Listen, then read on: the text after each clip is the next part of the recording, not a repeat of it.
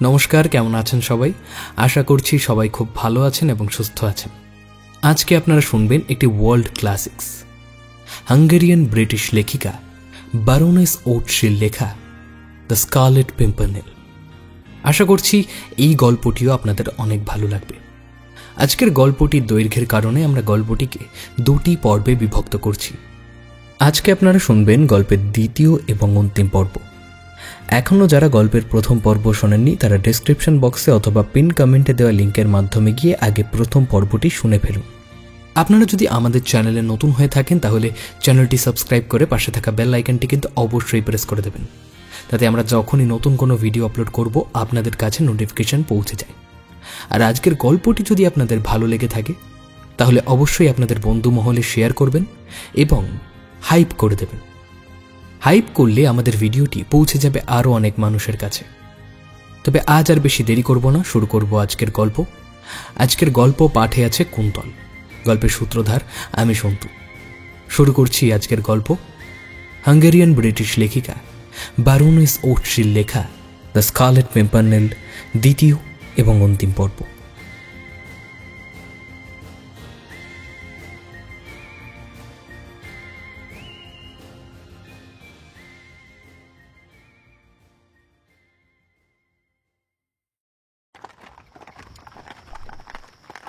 Sir Parsi ঝড়ের গতিতে coach ছোটালেন। কোচওয়ানকে পেছনে বসিয়ে রেখেছেন তিনি।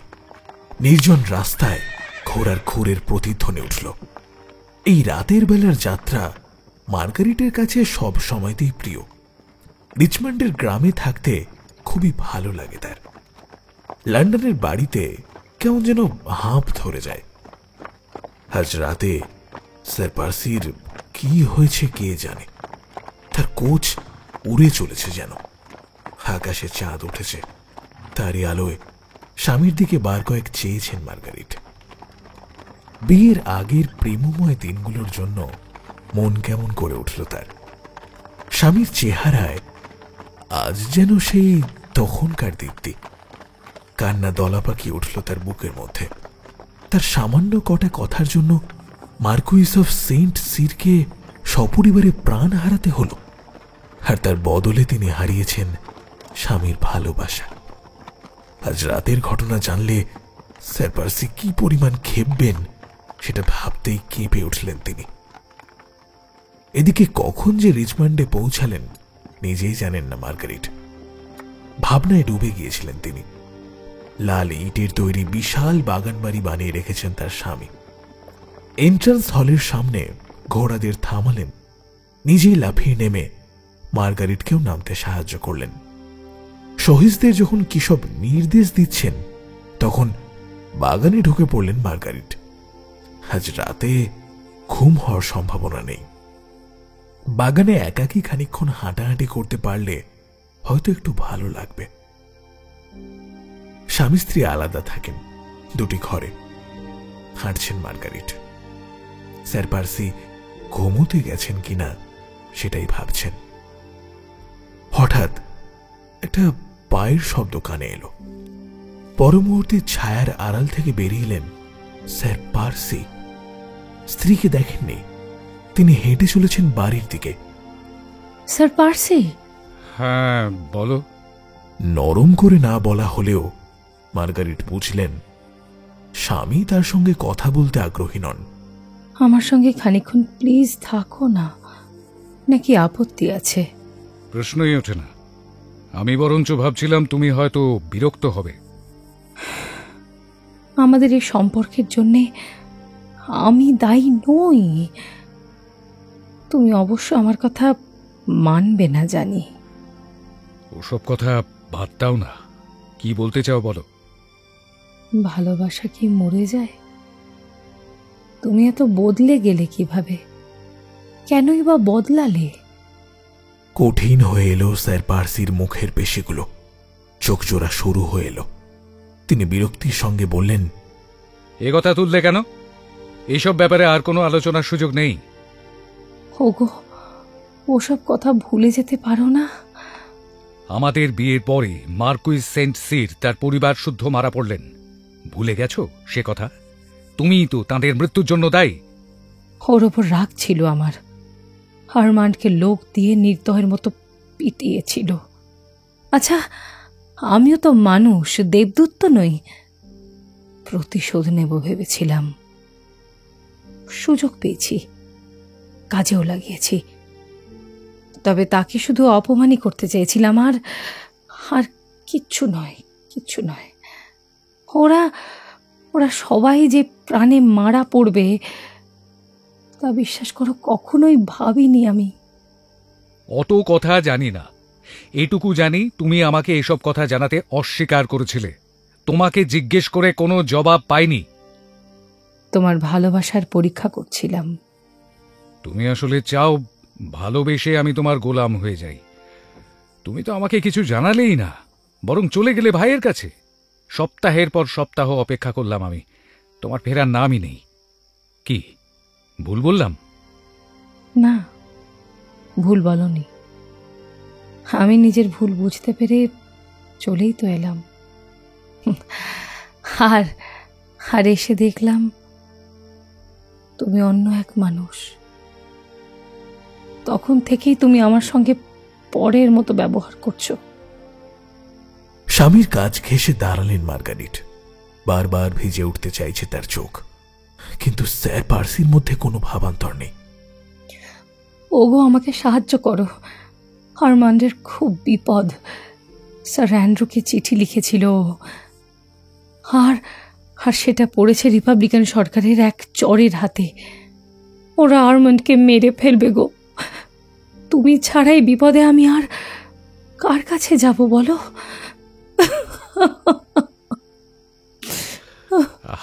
কেঁদো না, কি করতে হবে বলো। তুমি আরমান্ডকে বাঁচাতে পারবে না? কোর্টে তো তোমার অনেক প্রভাব। শোভলিনকে বলে দেখো না, ফ্রান্সে ওর অনেক ক্ষমতা। সম্ভব নয়। কেন নয় সেটা বলতে পারলে ভালো হতো, কিন্তু সেই সাহস আমার নেই। সমস্ত কথা খুলে বলার জন্য আকুলি বিকুলি করছে মার্গারিটের হৃদয়, কিন্তু এই মুহূর্তে এসব কথা মুখে আনতেও চান না তিনি। অনুভব করছেন স্বামী এখনো ভালোবাসেন তাকে, মানুষটাকে হয়তো এখনো ফিরে পাওয়া সম্ভব। কিন্তু সব কথা বলতে গেলে স্যার পার্সি হয়তো আরো ক্ষেপে যাবেন, তখন চিরতরে হারাতে হবে তাকে। স্যার পার্সি বোধহয় মার্গারিটের মনের কথা বুঝেছেন, চুপ করে অপেক্ষা করছেন তিনি। কিন্তু মার্গারিটকে নিশ্চুপ থাকতে দেখে দীর্ঘশ্বাস ছেড়ে তিনিই বললেন, হ্যাঁ, আরমান্ডের জন্য ভেবো না। আমি কথা দিচ্ছি ওর কোনো ক্ষতি হতে দেব না। চলি তবে। ধন্যবাদ জানাতে পারি নাকি তাতেও তোমার আপত্তি? এত তাড়াহুড়ো কিসের? কাজ তো কিছুই করিনি। সময় হোক, ধন্যবাদ জানিও। রাত অনেক হলো, ঘুমোতে যাও। সরে দাঁড়িয়ে স্ত্রীকে যেতে দিলেন স্যার পার্সি। স্বামীর দিকে দুমুহূর্ত চেয়ে রইলেন মার্গারিট, তারপর পা বাড়ালেন বাড়ির উদ্দেশ্যে। ভেতরে ঢোকার মুখে আরেকবার কিছু ভেবে পিছু ফিরে চাইলেন। মনের মধ্যে আশা স্বামী হয়তো ডাকবেন, কিন্তু তিনি অনড়। এ মুহূর্তে তার স্বামীকে অহংকারের প্রতিমূর্তি বলে মনে হলো মার্গারিটের। চোখ ছাপিয়ে জল এলো আবারও। ঘুরেই সিঁড়ি বেয়ে এক ছুটে নিজের ঘরে চলে এলেন তিনি। দুর্বলতা প্রকাশ করতে চাইলেন না। মার্গারিট ঘরে পৌঁছে দেখেন তার মেইড উদ্বিগ্ন হয়ে অপেক্ষা করছে। আপনি নিশ্চয়ই খুব ক্লান্ত ম্যাডাম। হ্যাঁ, কটা বাজে বলতে পারেন? 5টা বেজে গেছে। ওরে বাবা, না না, আপনি আপনি শুতে যান। কিন্তু আহা, কোনো কিন্তু নয়, শালটা দিয়ে ঘুমোতে যান। আর কিছু লাগবে ম্যাডাম? লাইট নিভিয়ে দিন। মেইড অর্থাৎ লুইজে খুশি মনেই আদেশ পালন করল। চলে যায় লুইজে। সে চলে গেলে মার্গারিট পর্দা সরিয়ে দিয়ে জানলাগুলো খুলে দিলেন। কাছেই নদী, চাঁদের আলোয় চিকচিক করছে জল। পূবের আকাশে লালের আভাস। অর্থাৎ ভোর হয়ে আসছে। অদ্ভুত সুন্দর প্রকৃতি। মার্গারিট অনুভব করলেন স্বামীকে এখনো মনে প্রাণে ভালোবাসেন তিনি। এত সব ভুল বোঝাবুঝির পরও স্বামীর প্রতি ভালোবাসা বিন্দুমাত্রও কমেনি তার। ভাবনায় ডুবে যাওয়ার কারণে সময়ের খেয়াল ছিল না। সম্বিত ফিরে পেয়ে শুতে এলেন তিনি। কখন যে ঘুমিয়ে পড়েছেন নিজেও জানেন না। আচমকা দরজার বাইরে পায়ের আওয়াজ শুনে ঘুমটা ভেঙে যায় তার। নিচু স্বরে কথা বলছে কারা যেন। পা টিপে টিপে দরজার কাছে গেলেন তিনি। কথা শোনার জন্য সামান্য একটু খুললেন দরজাটা, কিন্তু কই, কেউ নেই তো। তবে কি স্বপ্ন দেখছিলেন? কিন্তু এ কি, দরজার কাছে একটা চিঠি পড়ে রয়েছে। অবাক হলেন মার্গারিট। হাতে তুললেন চিঠিটা। তারই উদ্দেশ্যে লেখা। স্যার পার্সি লিখেছেন, জরুরি কাজে উত্তরাঞ্চলে চলে যেতে হচ্ছে।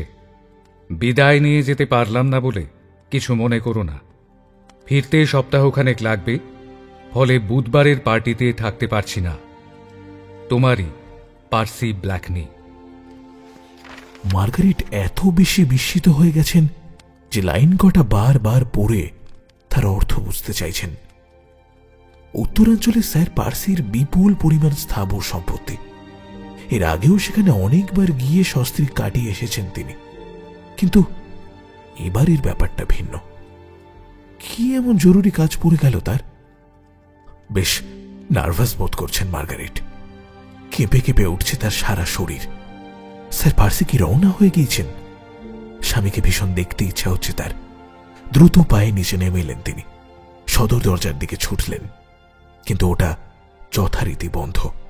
তবে বাইরে গলার আওয়াজ শোনা যাচ্ছে। কাঁপা হাতে সিটকিনিগুলো একে একে খুলতে লাগলেন তিনি। তারপর কোনো মতে তারা খুলেই বাইরে বেরিয়ে এলেন। স্বামীর সঙ্গে দেখা তাকে করতেই হবে। একজন সহিস গোটা দুয়েক ঘোড়ার লাগাম ধরে দাঁড়িয়ে। ওদের একটা বীর, স্যার পার্সির সবচাইতে প্রিয় ঘোড়া।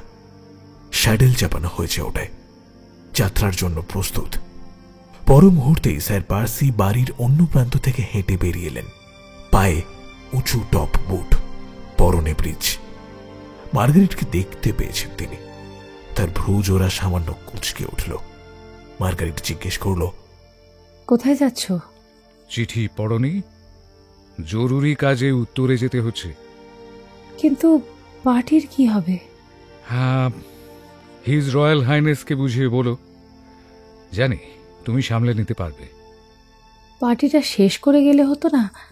কি এমন জরুরি কাজ পড়ল? আমি এখন যাব।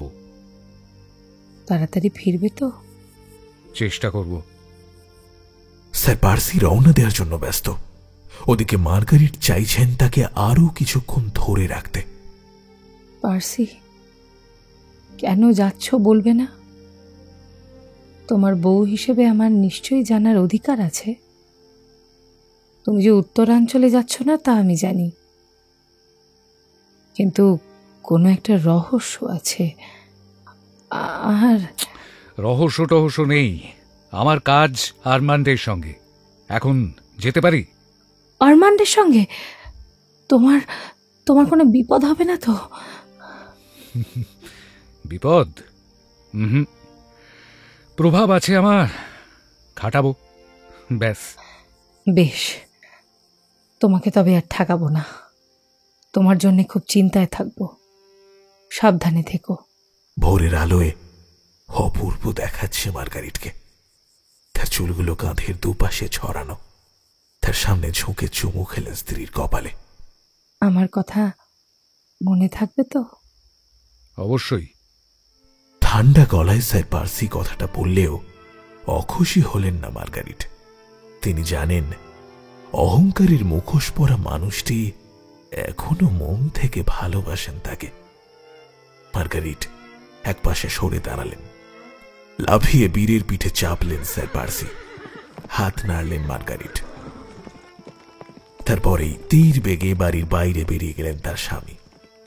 পরিতৃপ্তির দীর্ঘশ্বাস ছেড়ে বাড়ি মুখ হলেন মার্গারিট। সোজা ঘরে গিয়ে ঢুকলেন। বড্ড ঘুম পাচ্ছে। আরমান্ডের জন্য আর কোন রকম উদ্বেগ হচ্ছে না। হঠাৎই স্বামীর ওপর পরিপূর্ণ আস্থা এসে গিয়েছে তার। শ্যালককে যে করেই হোক রক্ষা করবেন তিনি। মানুষটিকে এখন আর অকর্মণ্য বা বোকা ভাবতে মন চাইছে না। সবকিছু আবারও ঠিকঠাক হয়ে যাবে। স্বামীকে সমস্ত ঘটনা খুলে বলবেন তিনি। তাহলেই সেই বিয়ের আগেকার সেই রোমান্টিক দিনগুলো আবারও ফিরে আসবে। তার মনটা ভীষণ খুশিতে ভরে ওঠে। বুকের ওপর থেকে একটা মস্ত পাথর নেমে গেছে যেন। জানলার পর্দা টেনে শুয়ে পড়লেন তিনি। ক্লান্ত শিশুর মতো ঘুমের রাজ্যে তলিয়ে গেলেন লেডি ব্ল্যাকনি। মার্গারেট পরদিন দেরি করে ঘুম থেকে উঠলেন। বেশ তরতাজা অনুভব করছেন টানা বিশ্রামের পর। লুইজের আনা জলখাবার পেট পুরে খেলেন তিনি। লুইজের সঙ্গে কথা প্রসঙ্গে জানা গেল স্যার পার্সি লন্ডনে থেকে গেছেন। বীরকে নিয়ে ফিরে এসেছে সহিশ। সহিশের মুখে জানা গেছে তার মুনিব ডে ড্রিমে চেপে পাড়ি জমাবেন। হতবাক হয়ে গেলেন মার্গারেট। স্যার পার্সি কোথায় যাচ্ছেন? তিনি অবশ্য বলেছিলেন আরমান্ডের সাহায্যে যাচ্ছেন, তবে কি তিনি ফ্রান্সে যাচ্ছেন? মার্গারেটের ধারণা ছিল লন্ডন থেকে আরমান্ডকে বাঁচানোর জন্য প্রভাব খাটাবেন তার স্বামী। সারাটা দিন পড়ে রয়েছে মার্গারেটের সামনে, তেমন কোনো কাজও নেই। সুজান ডিটার্নির রিচমন্ডে বেড়াতে আসা কথা। প্রিন্স অফ ওয়েলসের সামনে ইচ্ছে করেই বান্ধবীকে আমন্ত্রণ জানিয়েছিলেন তিনি। বুদ্ধিটাও লেগে গিয়েছে। কাউন্টেস ডি টার্নি মেয়েকে বেড়াতে যেতে নিষেধ করতে পারেননি। সেজে গুজে নিচে যাওয়ার জন্য তৈরি হলেন মার্গারেট। ল্যান্ডিং পেরিয়ে সিঁড়ির গোড়ায় মুহূর্তখানিকের জন্য থমকে দাঁড়ালেন। বাঁদিকে বেশ কয়েকটি রুম, ওগুলোতে কোনোদিনই ঢোকেননি তিনি। পার্সির ঘর বেশিরভাগ সময়ই বন্ধ থাকে। তার পছন্দের চাকর ফ্র্যাঙ্কি ঘরটার তত্ত্বাবধানের দায়িত্বে রয়েছে। সে ছাড়া আর কারো ভেতরে ঢোকার অনুমতি নেই। মার্গারেটও সাহসে কুলিয়ে উঠতে পারেননি এতদিন। অন্যান্য চাকর বাকরদের তো প্রশ্নই ওঠে না। স্যার পার্সির এই গোপনীয়তা মার্গারেটের কাছে সব সময়তেই অনর্থক বলে মনে হয়। হারালে এ নিয়ে হাসেনও তিনি। স্যার পার্সি কেন কাউকে ঘরে ঢুকতে দেন না সেটা বেশ জানা আছে তার। ঘরের আরাম কেদারাটাতে সারাদিন পরে পরে ঘুমন স্যার পার্সি, আর সেজন্যই ও ঘরে কাউকে ঢুকতে দিতে তার রাজ্যের আপত্তি। কিন্তু আজ সে ঘরের দরজা খোলাই রয়েছে। ফ্র্যাঙ্কের টিকিটিও দেখা যাচ্ছে না। এক ছেলে মানুষই কৌতূহল অনুভব করছেন মার্গারেট। উঁকি দিতে হবে ওই ঘরে। পা টিপে টিপে ঘরটার দিকে এগোলেন তিনি। ঢুকবেন কিনা ভাবছেন। দরজা সামান্য ঠেললেন। উঁকি দিয়ে কাউকে দেখতে পেলেন না। এবার সাহসের সঙ্গে ঢুকে পড়লেন ঘরের ভেতরে। কিন্তু ঘরে বিশেষ কিছুই নেই। ওক কাঠের তৈরি কয়েকটা চেয়ার টেবিল, দেওয়াল থেকে ঝুলছে কয়েকখানা ম্যাপ, সবকিছুই গোছানো। ঘরের মালিক হঠাৎই বাইরে যেতে বাধ্য হয়েছেন সেটা দেখে মনে হচ্ছে না। স্যার পার্সির বিরাট ডেস্কটার ঠিক ওপরে তার মায়ের মস্ত বড় একটা পোর্ট্রেট। মা আর ছেলের চেহারায় অসম্ভব মিল। মার্গারেট এবারে ওই ডেস্কটার দিকে দৃষ্টি দিলেন। প্রচুর কাগজ, সবই সুন্দর করে বাঁধা। মার্গারেট অবাক হলেন। মানুষটাকে এতদিন অপদার্থ মনে করা ঠিক হয়নি তার। কিন্তু কথাবার্তায় এরকম নির্বুদ্ধিতার ছাপ কেন? তবে অভিনয়। কিন্তু তার দরকারটা কি? হঠাৎই একটা ঠান্ডা স্রোত নেমে যায় তার মেরুদণ্ড বেয়ে। ম্যাপগুলোর কাছে এগিয়ে যান তিনি। সবকটাই ফ্রান্সের উত্তর উপকূল আর প্যারিসের ম্যাপ। এগুলো স্যার পার্সির কোন কাজে আসে? মাথা ধরে গেছে তার। দপদপ করছে মাথার শিরা। তার বোধ বুদ্ধি লোপ পেতে বসেছে। তবে এটুকু বুঝলেন, ফ্র্যাঙ্ক আসার আগেই সরে পড়া উচিত। দ্রুত দরজার দিকে এগোনোর সময় কার্পেটে পড়ে থাকা একটা জিনিসের ওপর পা পড়ল তার। সেটা কোরানোর জন্য ঝুঁকলেন তিনি। খাঁটি সোনার তৈরি একটি আংটি। লাল ফুল আঁকা তাতে। স্কারলেট পিম্পারনেল, এ জিনিস আগেও দেখেছেন মার্গারিট, একবার অপেরায়, আরেকবার ওই লর্ড গ্রিনভিলের ব্যালে। আংটিটা মুঠোয় নিয়ে ছুটে বেরিয়েলেন মার্গারিট। তিনি এত বাড়াবাড়ি করছেন কেন? স্কারলেট পিম্পারনেলকে তো সবাই নকল করতে চায়, স্যার পার্সিও না হয় তাই করেছেন। এতে তো অন্য কিছু মনে করার কোনো অবকাশ নেই। তার স্বামী কিছুতেই স্কারলেট পিম্পারনেল নন। এত বড় ঝুঁকি নিয়ে ফরাসিদের উদ্ধার করে আনার সাধ্য তার নেই। ম্যাডাম, কোথায় তুমি?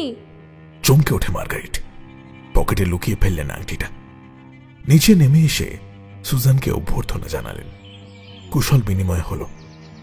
সুন্দর করে সেজেছে সুজান, ভীষণ চমৎকার দেখাচ্ছে তাকে। তা স্যার অ্যান্ড্রুর কি খবর? তোমাদের বিয়ে হচ্ছে কবে? সুজানকে খ্যাপাতে চাইলেন মার্গারিট। না, আগে বাবা তো ফিরুক, তারপরও সব ভাবা যাবে। ভেতরে ভেতরে অস্থির বোধ করছে মার্গারিট, তবে অস্থিরতা প্রকাশ করলেনও। আচ্ছা, তোমার বাবার কোনো খবর পেলে? এখনো পাইনি, তবে শীঘ্রই হয়তো পাবো। লর্ড হেস্টিংস আজ সকালে মায়ের সঙ্গে দেখা করে গেছেন। তিনি বলেছেন দিন চারেকের মধ্যেই বাবা হয়তো চলে আসবেন। তাই? হ্যাঁ, অনেকখানি নিশ্চিন্ত বোধ করছি। স্কারলেট পিম্পারনেল বাবার জন্য নিজে গিয়েছেন। আজ সকালে লন্ডনে পৌঁছেছেন উনি, কালই ক্যালেতে হাজির হয়ে যাবেন। মোক্ষম আঘাত, এমন আশঙ্কাই করছিলেন মার্গারিট। ও ক্যালে যাচ্ছে, আজ সকালে লন্ডনে গেছে, সবই মিলে যাচ্ছে। পার্সি ব্ল্যাকনি তার স্বামী,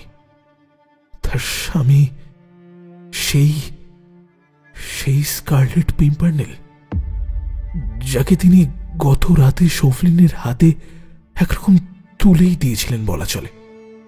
পার্সি তার স্বামী স্কারলেট পিম্পারনেল। ও, এতদিন অন্ধ ছিলেন তিনি। চোখের সামনে থেকে কুয়াশার পর্দা যেন হঠাৎই সরে গিয়েছে। সবার চোখে এতদিন ধুলো দিয়ে গেছেন তার স্বামী।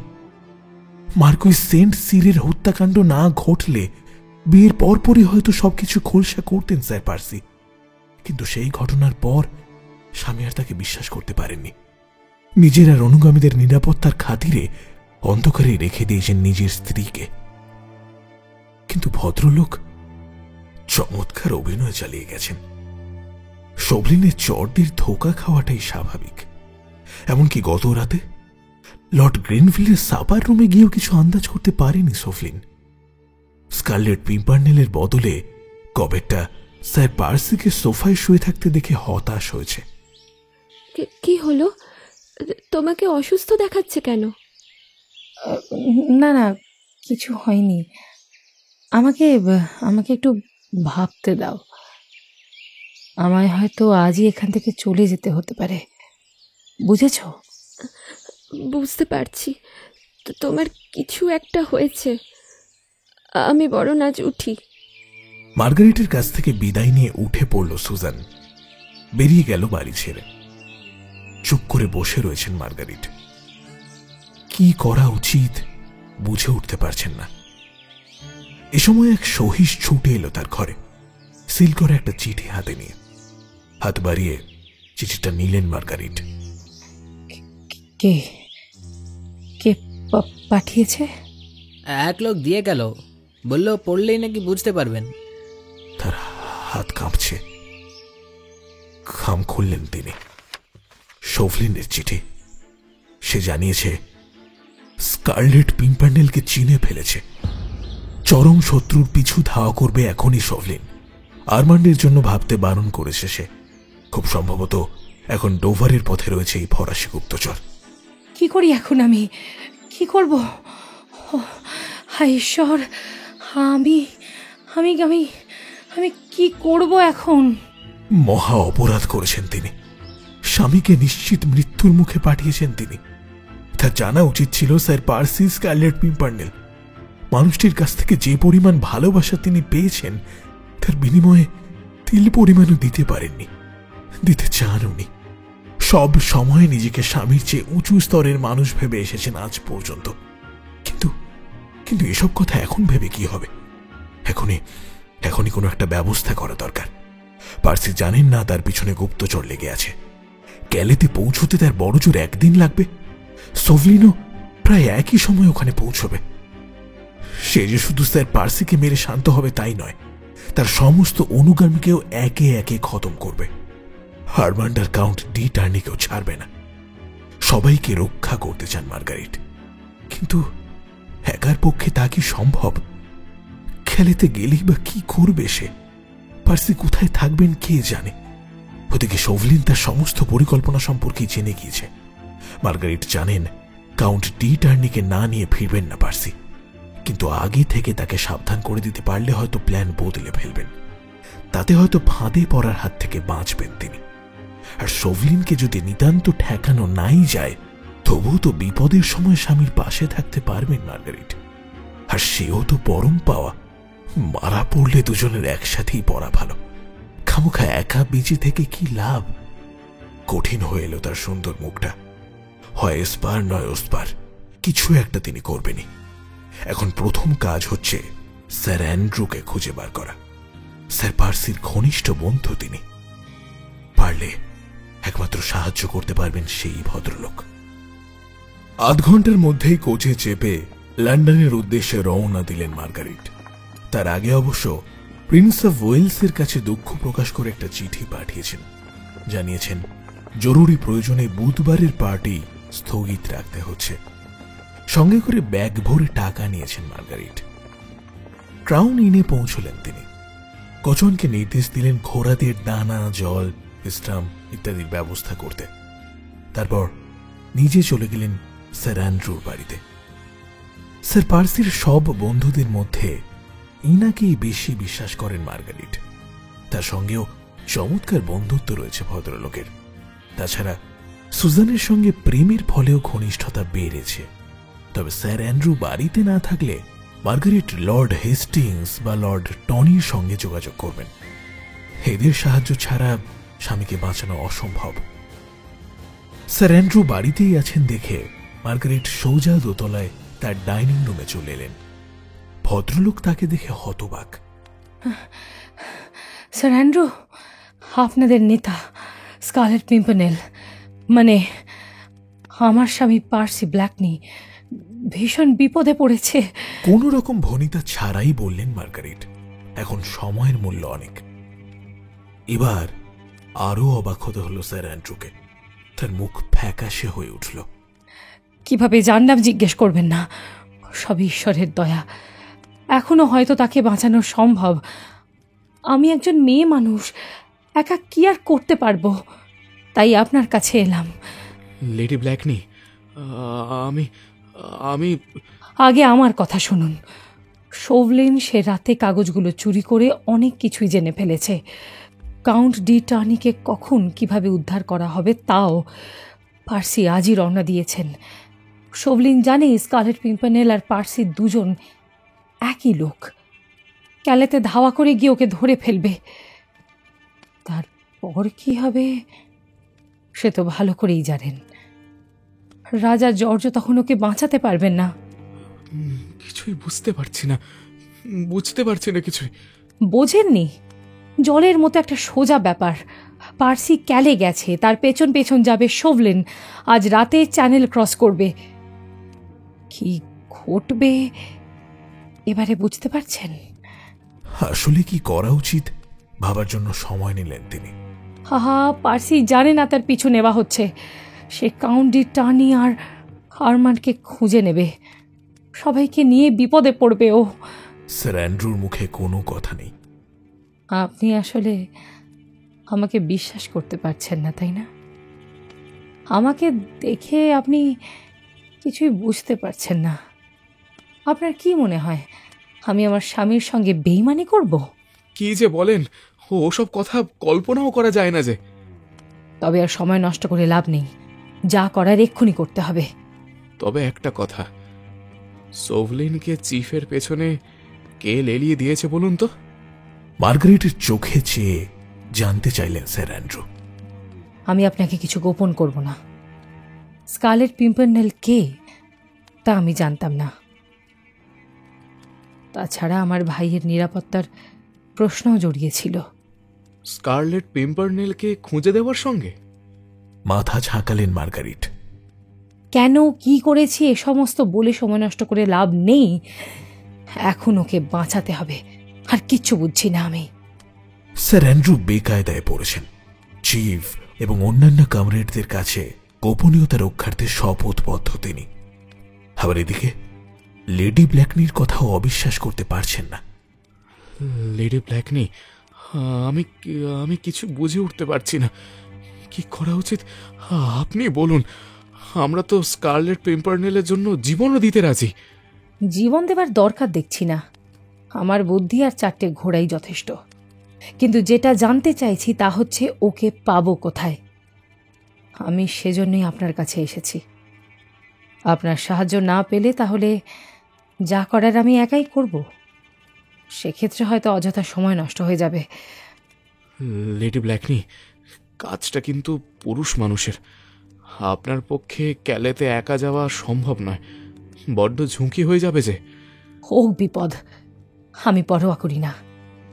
তাছাড়া একটা ব্যাপার ভুলে যাচ্ছেন কেন? শোভলিনের নজর থাকবে আপনাদের উপর। আমাকে পাত্তা দেবে না সে। হ্যাঁ, তা ঠিক।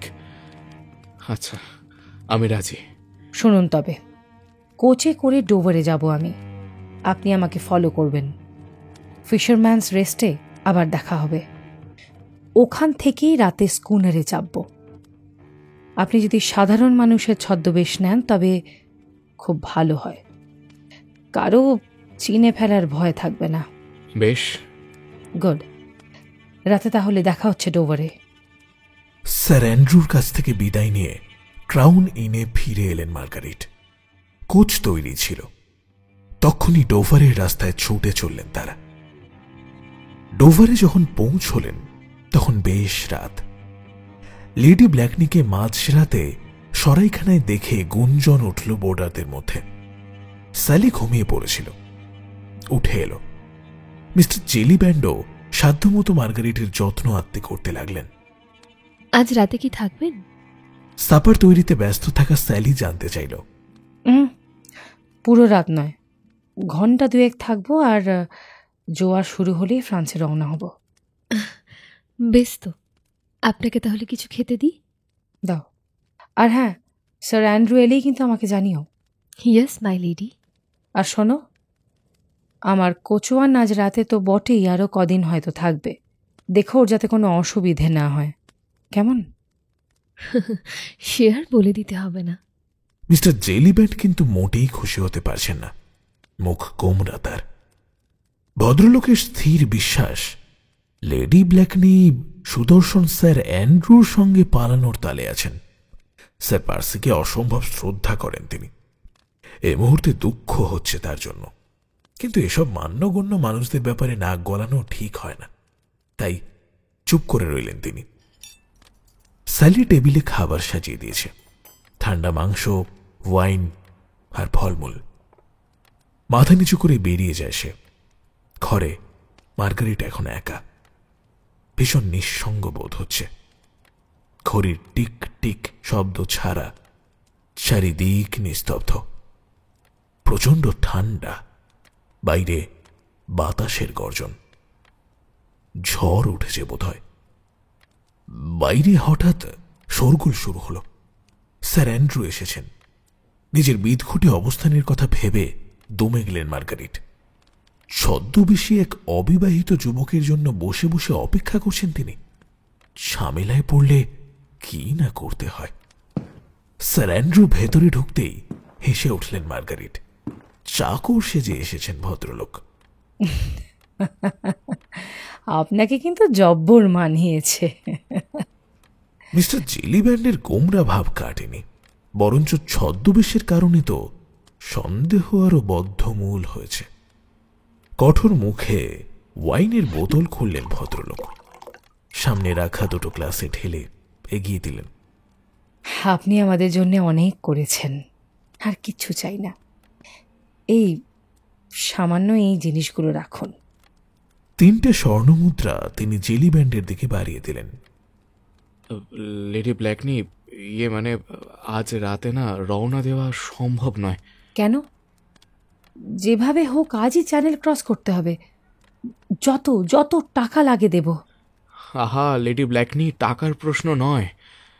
আসলে ওই ফ্রান্সের দিক থেকে ভীষণ ঝড় বইছে, আর ঝড় না কমলে রওনা দেব কিভাবে? কিন্তু যেতে যে আমাদের হবেই। দুজন ক্যাপ্টেনের সঙ্গে কথা বলেছি, কেউই আজ রাতে ডোভার ছাড়ছে না। এবার উপলব্ধি করতে পারলেন মার্গারিট, তার মানে শোভলিনও আটকা পড়েছে। জেলি ব্যান্ডের দিকে চেয়ে আমোদে গলায় তিনি বললেন, আমাকে একটা ঘর দিতে পারেন? নিশ্চয়ই, এক্ষুনি ব্যবস্থা করছি। স্যার অ্যান্ড্রুর জন্যও ঘর রেডি হয়ে যাবে। ধন্যবাদ, অনেক অনেক ধন্যবাদ। লেডি ব্ল্যাকনির খাতির যত্ন করলে স্যার পার্সি ভালো বকশিস দেবেন। স্যার পার্সির নাম শুনে খানিকটা আশ্বস্ত হলেন জেলি ব্যান্ড। উজ্জ্বল হয়ে উঠল তার চেহারা। আমি আমি আমি এক্ষুনি যাচ্ছি। মাথা নিচু করে চলে গেলেন তিনি। এইবার সব খবর বলুন। বলার মতো তেমন কিছু নেই লেডি ব্ল্যাকনি। আসলে কোনো জাহাজই আজ ছাড়ছে না ঝড়ের জন্য। তার মানে শোভলিন এখনো ডোভারে? হ্যাঁ, ওর মাথা কেটে ফেলে দেওয়ার জন্য আমার হাত নিষ্পিস করছে একেবারে। ও মরলে আমিও খুশি হই, কিন্তু এদেশে তো আবার খুন নিষিদ্ধ। সাপারে বসলেন ওনারা। খেতে খেতে স্যার পার্সির দুঃসাহসিক পলায়নের গল্প শোনালেন স্যার অ্যান্ড্রু। কাউন্টেস ডি টার্নিকে বাঁচানোর জন্য স্যার পার্সি কুৎসিত এক বৃদ্ধার ছদ্মবেশ নিয়েছিলেন শুনে হেসে গড়িয়ে পড়লেন মার্গারিট। সাপার সেরে নিজের ঘরে চলে এলেন তিনি। বিছানায় শোয়ার পরেও ঘুম এলো না। অস্থির হয়ে রয়েছে মন। স্যার পার্সিকে বাঁচাতে পারবেন কিনা ভাবতে ভাবতেই রাত পেরিয়ে গেল।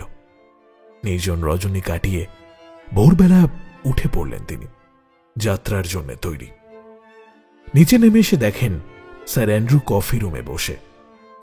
যেটিতে গিয়ে খোঁজ নিয়ে এসেছেন ভদ্রলোক। ঝড়ের তাণ্ডব এখনো কমেনি।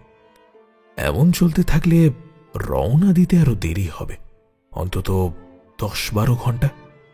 খবরটা শুনে ফ্যাকাশে হয়ে গেলেন মার্গারিট। বুকের ভেতর থেকে কান্না দলা পাকিয়ে উঠতে চাইছে। স্যার অ্যান্ড্রুর দিকে চাইলেন তিনি। বুঝলেন তার চেয়ে কম উদ্বিগ্ন নন ভদ্রলোক।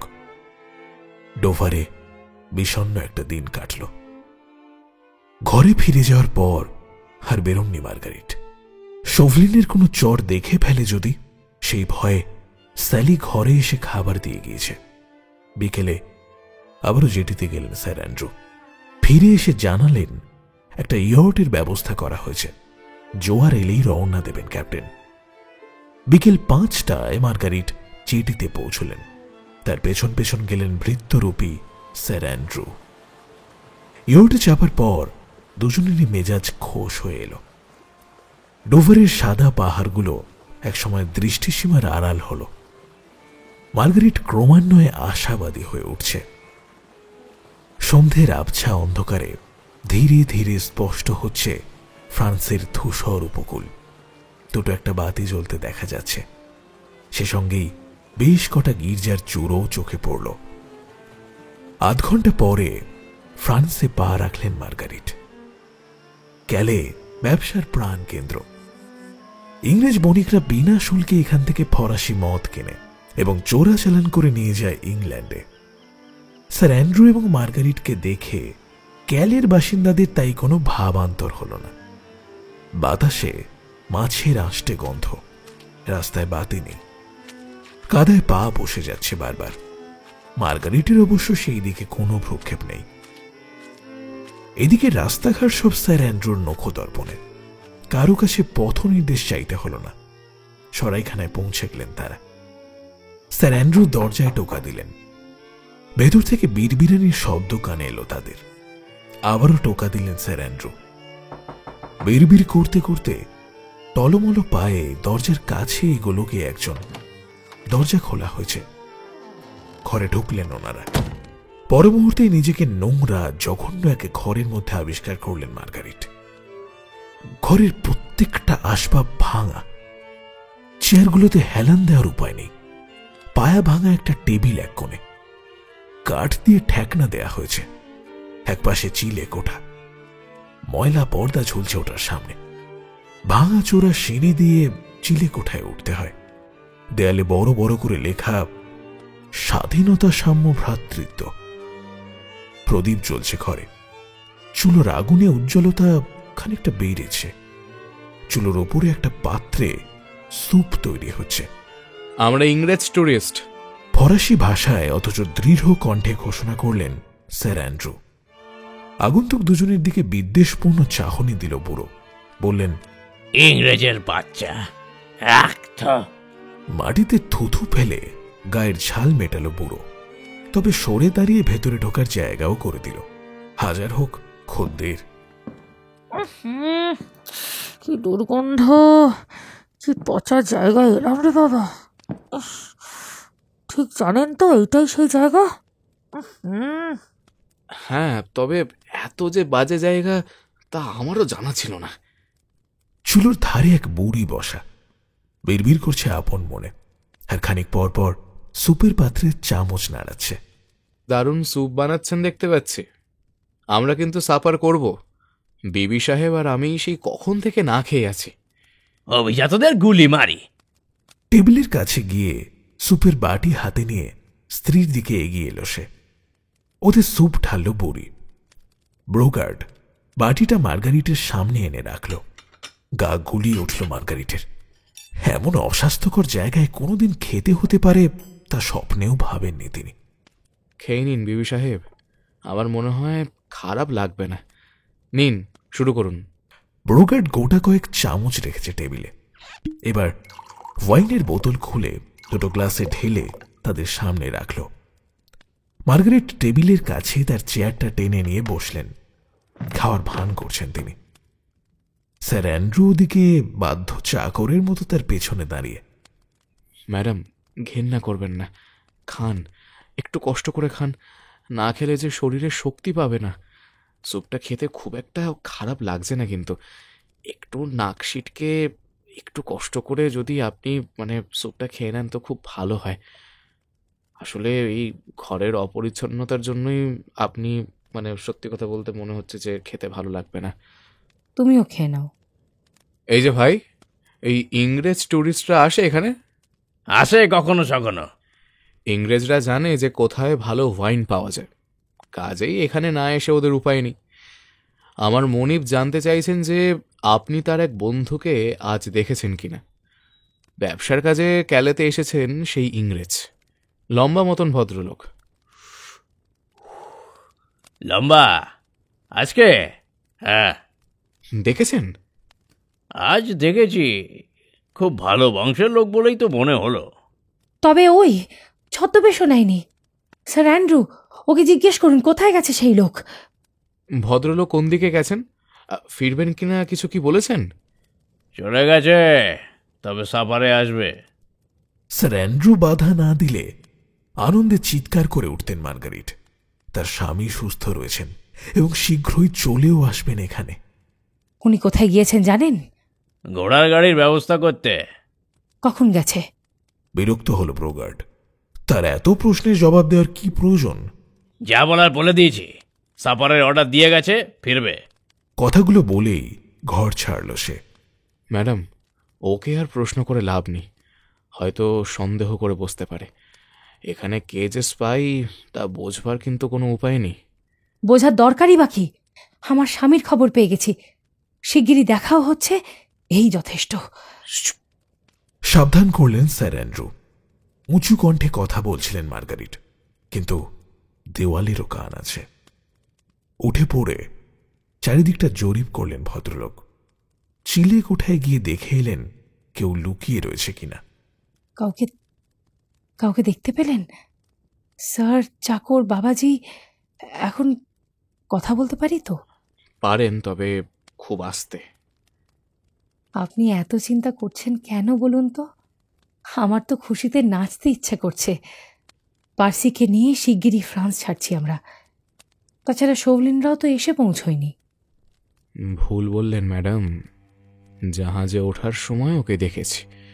ওই পাদ্রির ছদ্মবেশে তীরে দাঁড়িয়েছিল। আপনি নার্ভাস হবেন ভেবে বলিনি।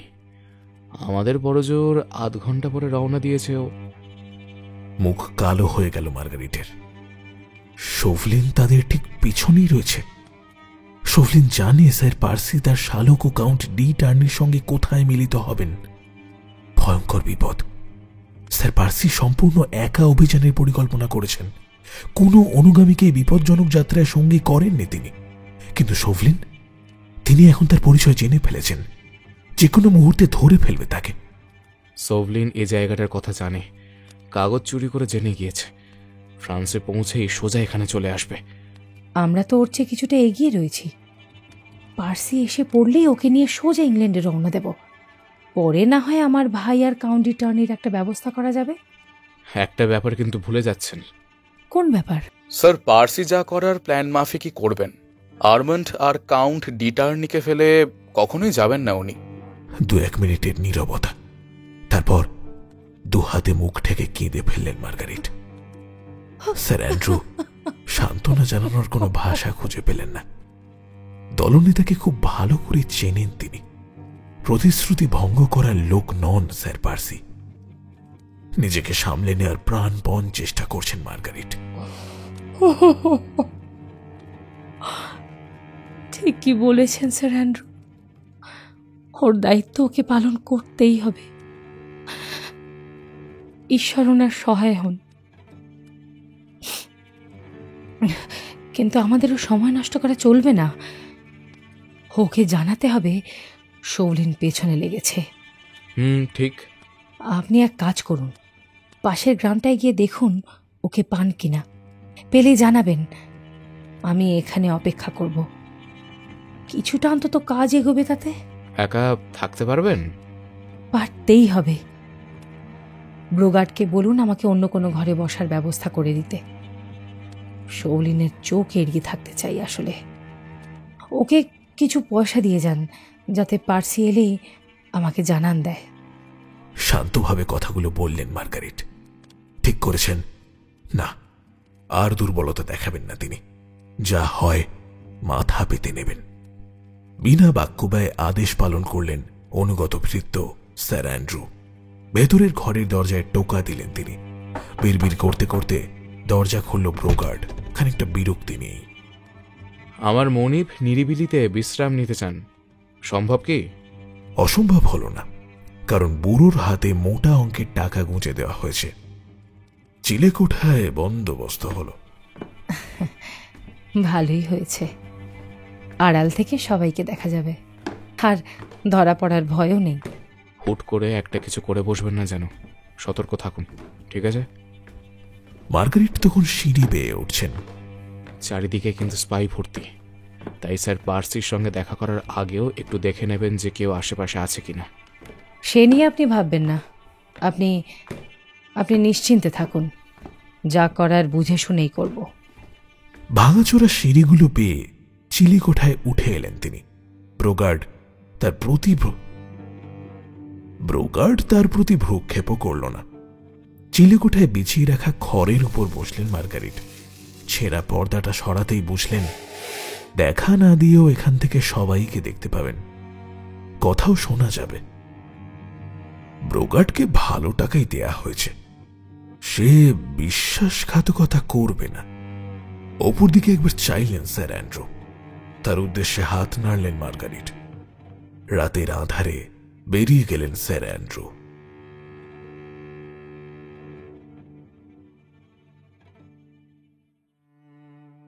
পরবর্তী 15 মিনিট খুব দ্রুত কাটল। ব্রোগার্ড টেবিল সাজাচ্ছে।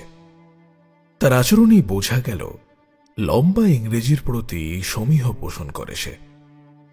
ড্রয়ার থেকে পুরনো ছিঁড়া একটা টেবিল ক্লথ বার করে বিছালো সে। ফটোগুলো দেখে হতাশভাবে মাথা নাড়াল। তবে উপায় নেই, ওটাই একমাত্র সম্বল। এরপর শতচ্ছিন্ন অথচ পরিষ্কার একটা ন্যাপকিন দিয়ে গ্লাস, চামচ আর প্লেটগুলো মুছে রাখল। অবশ্য এসব কাজের ফাঁকে বিড়বিড় করতে ভোলেনি সে। ব্রোগার্ডের কাণ্ড কারখানা দেখে হাসি চাপা দায় হল মার্গারিটের। টেবিল সাজিয়ে সন্তুষ্ট চিত্তে ওটার দিকেই চাইল পুরো। খেলা করছে মার্গারিটের মাথা। কি করবেন মনে মনে পরপর সাজাচ্ছেন। মনটা খুশি খুশি লাগছে। যে কোনো মুহূর্তেই স্বামীকে দেখতে পাবেন। পার্সি ওনাকে দেখে বুঝতে পারবেন তিনি কেমন মেয়ে। স্বামীর জন্য জীবন দিতেও পিছপা নন মার্গারিট। এবার বুঝবেন স্যার পার্সি। হঠাৎ পায়ের শব্দ শোনা গেল, ক্রমশ স্পষ্টতর হচ্ছে। আনন্দে নেচে উঠল মার্গারিটের হৃদয়। পার্সি, কিন্তু না, দুজোড়া পায়ের শব্দ। খদ্দের। পর মুহূর্তে দরজা খুলে ফেলল জনৈক আগন্তুক। ব্রোগার্ডের এলোমেলো পায়ের শব্দ কানে এলো। ভেতরের ঘর থেকে বেরিয়ে আসছে, তার কণ্ঠে অসন্তোষের বিড়বিড়ানি। আগন্তুকদের একজনকে দেখে দমে গেলেন মার্গারিট। লোকটি পাদ্রির পোশাক পরা। তবে এ লোককে চিনতে মার্গারিটের ভুল হবার কথা নয়। শোভলিন হাজির হয়েছে। ব্রোগার্ডকে একটা তেরঙ্গা স্কার্ফ দেখালো সে। এর অর্থ সে রিপাবলিক সরকারের কর্মকর্তা। ওটা দেখে মুখের ভাব পাল্টে গিয়েছে ব্রোগার্ডের। বিরক্তির পরিবর্তে খানিকটা কৃতদাস সুলভ কাঁচুমাচু ভঙ্গি এখন তার। এক পেয়ালা স্যুপ আর এক বোতল ওয়াইন, ওগুলো দিয়েই সামনে থেকে কেটে পড়বে, বুঝেছ? ফালতু লোকজন আমি একদম পছন্দ করি না। নিঃশব্দে আদেশ পালন করল ব্রোগার্ড। বিড়বিড় করার কথা মনেই রইল না যেন তার। শোভলিন টেবিলে বসেছে। স্যুপ আর ওয়াইন দ্রুতই চলে এলো। দ্বিতীয় আগন্তুক অর্থাৎ শোভলিনের সঙ্গে যে এসেছে এবং যাকে মার্গারিট দেখতে পাননি, সে দাঁড়ানো দরজার কাছে ওঁত পেতে রয়েছে। শোভলিনের ধমকে পড়ি মরি ভেতরের ঘরে ছুটল ব্রোগার্ড। সঙ্গীকে এবার হাতছানি দিয়ে ডাকল শোভলিন। মুহূর্তে তাকে চিনতে পারলেন মার্গারিট। ডেসকাস, শোভলিনের সেক্রেটারি, প্যারিসেই থাকে। ব্রোগার্ডের ঘরের দরজায় কান পাতল ডেসকাস। 2-1 সেকেন্ডের জন্য। শুনছে নাকি বেটা? না সিটিজেন। একটা অজানা আশঙ্কা হঠাৎ জাগিয়ে বসল মার্গারিটের মনের মধ্যে। শোভলিন ডেসকাসকে পুরো সরাইখানায় তল্লাশি চালাতে বলবে না তো? কিন্তু শোভলিনের তেমন কোনো মতলব নেই।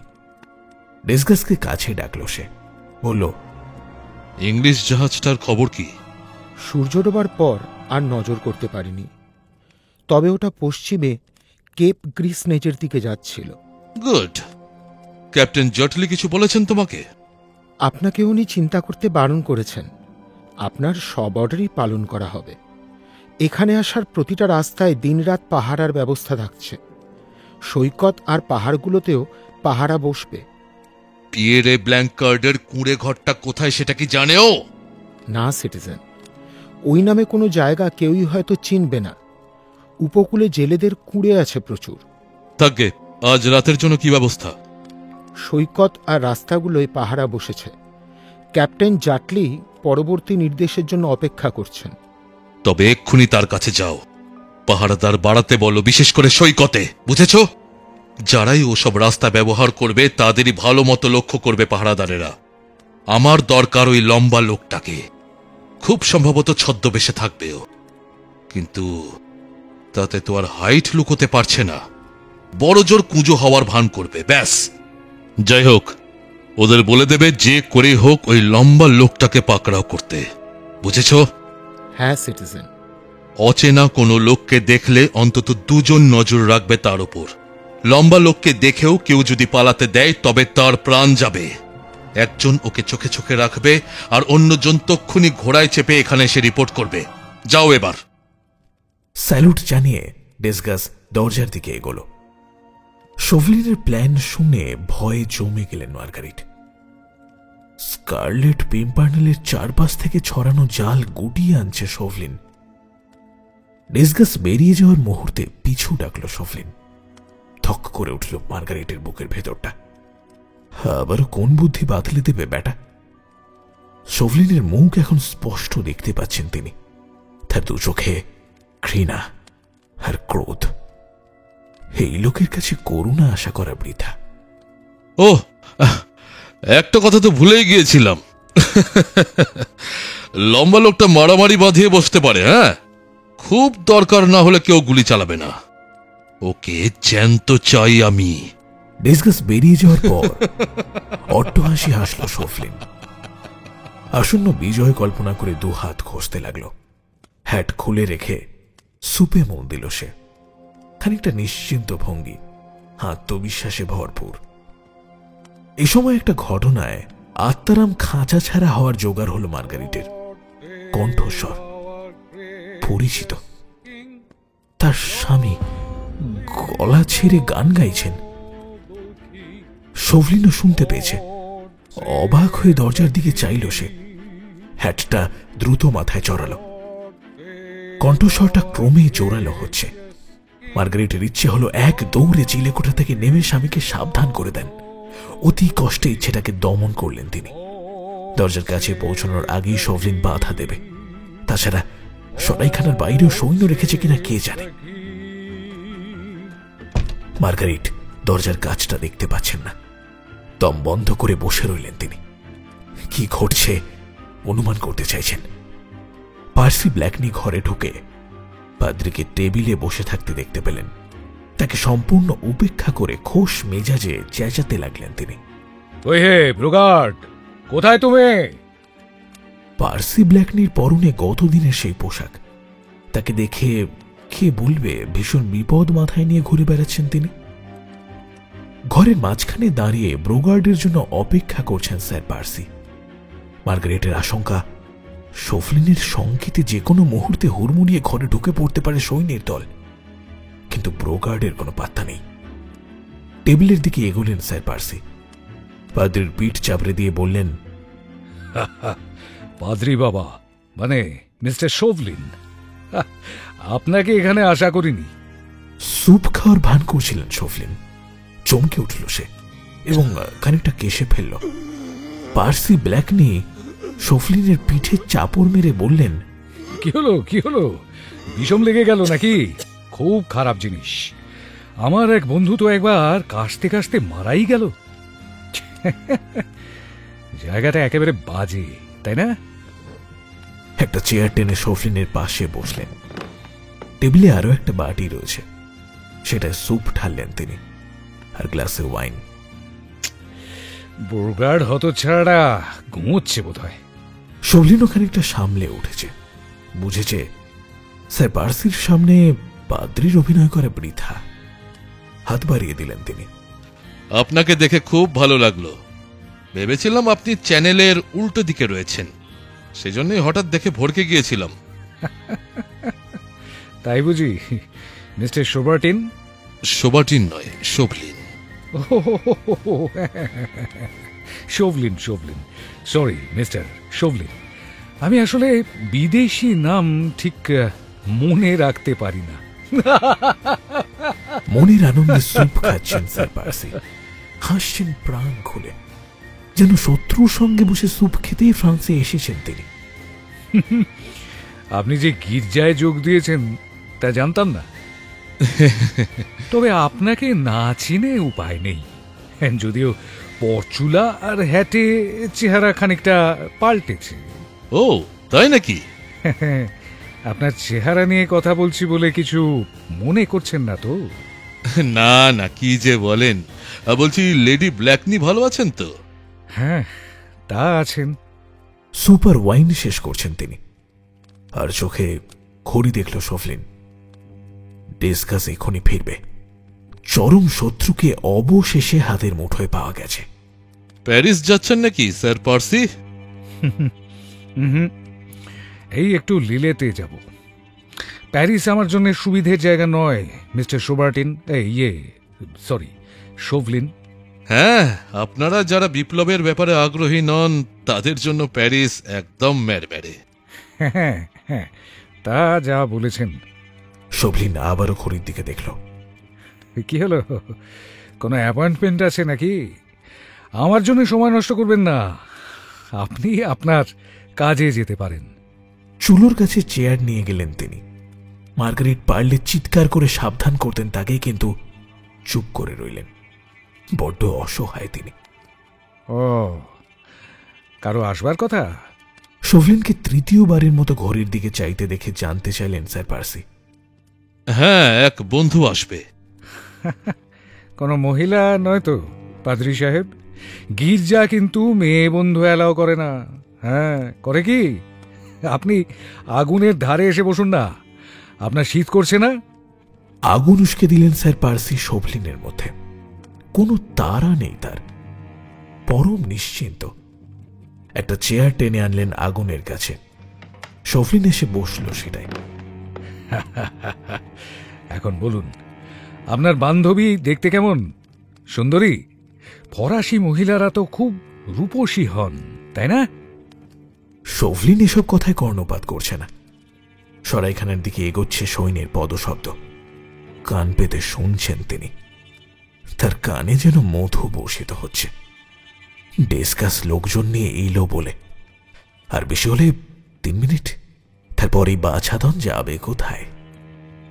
স্যার পার্সি এই সময় উঠে টেবিলের কাছে চলে এলেন। পকেট থেকে নস্যির খালি কৌটো আর একটা গোলমরিচের শিশি বার করলেন।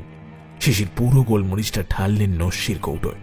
তারপর শোভলিনের দিকে চেয়ে বললেন, কিছু বললেন না তো? আপনি মনে হলো কি যেন বিড়বিড় করছেন।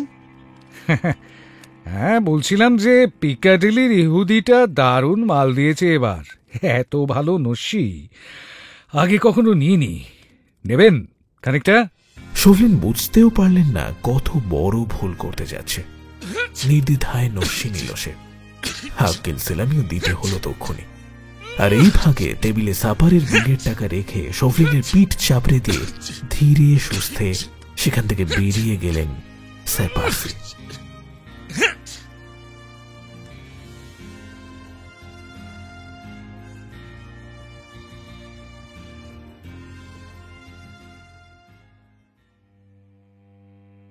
মার্গারিটের বিহবলতা কাটতে কিছুক্ষণ লাগলো। সবটাই খুব দ্রুত ঘটে গিয়েছে।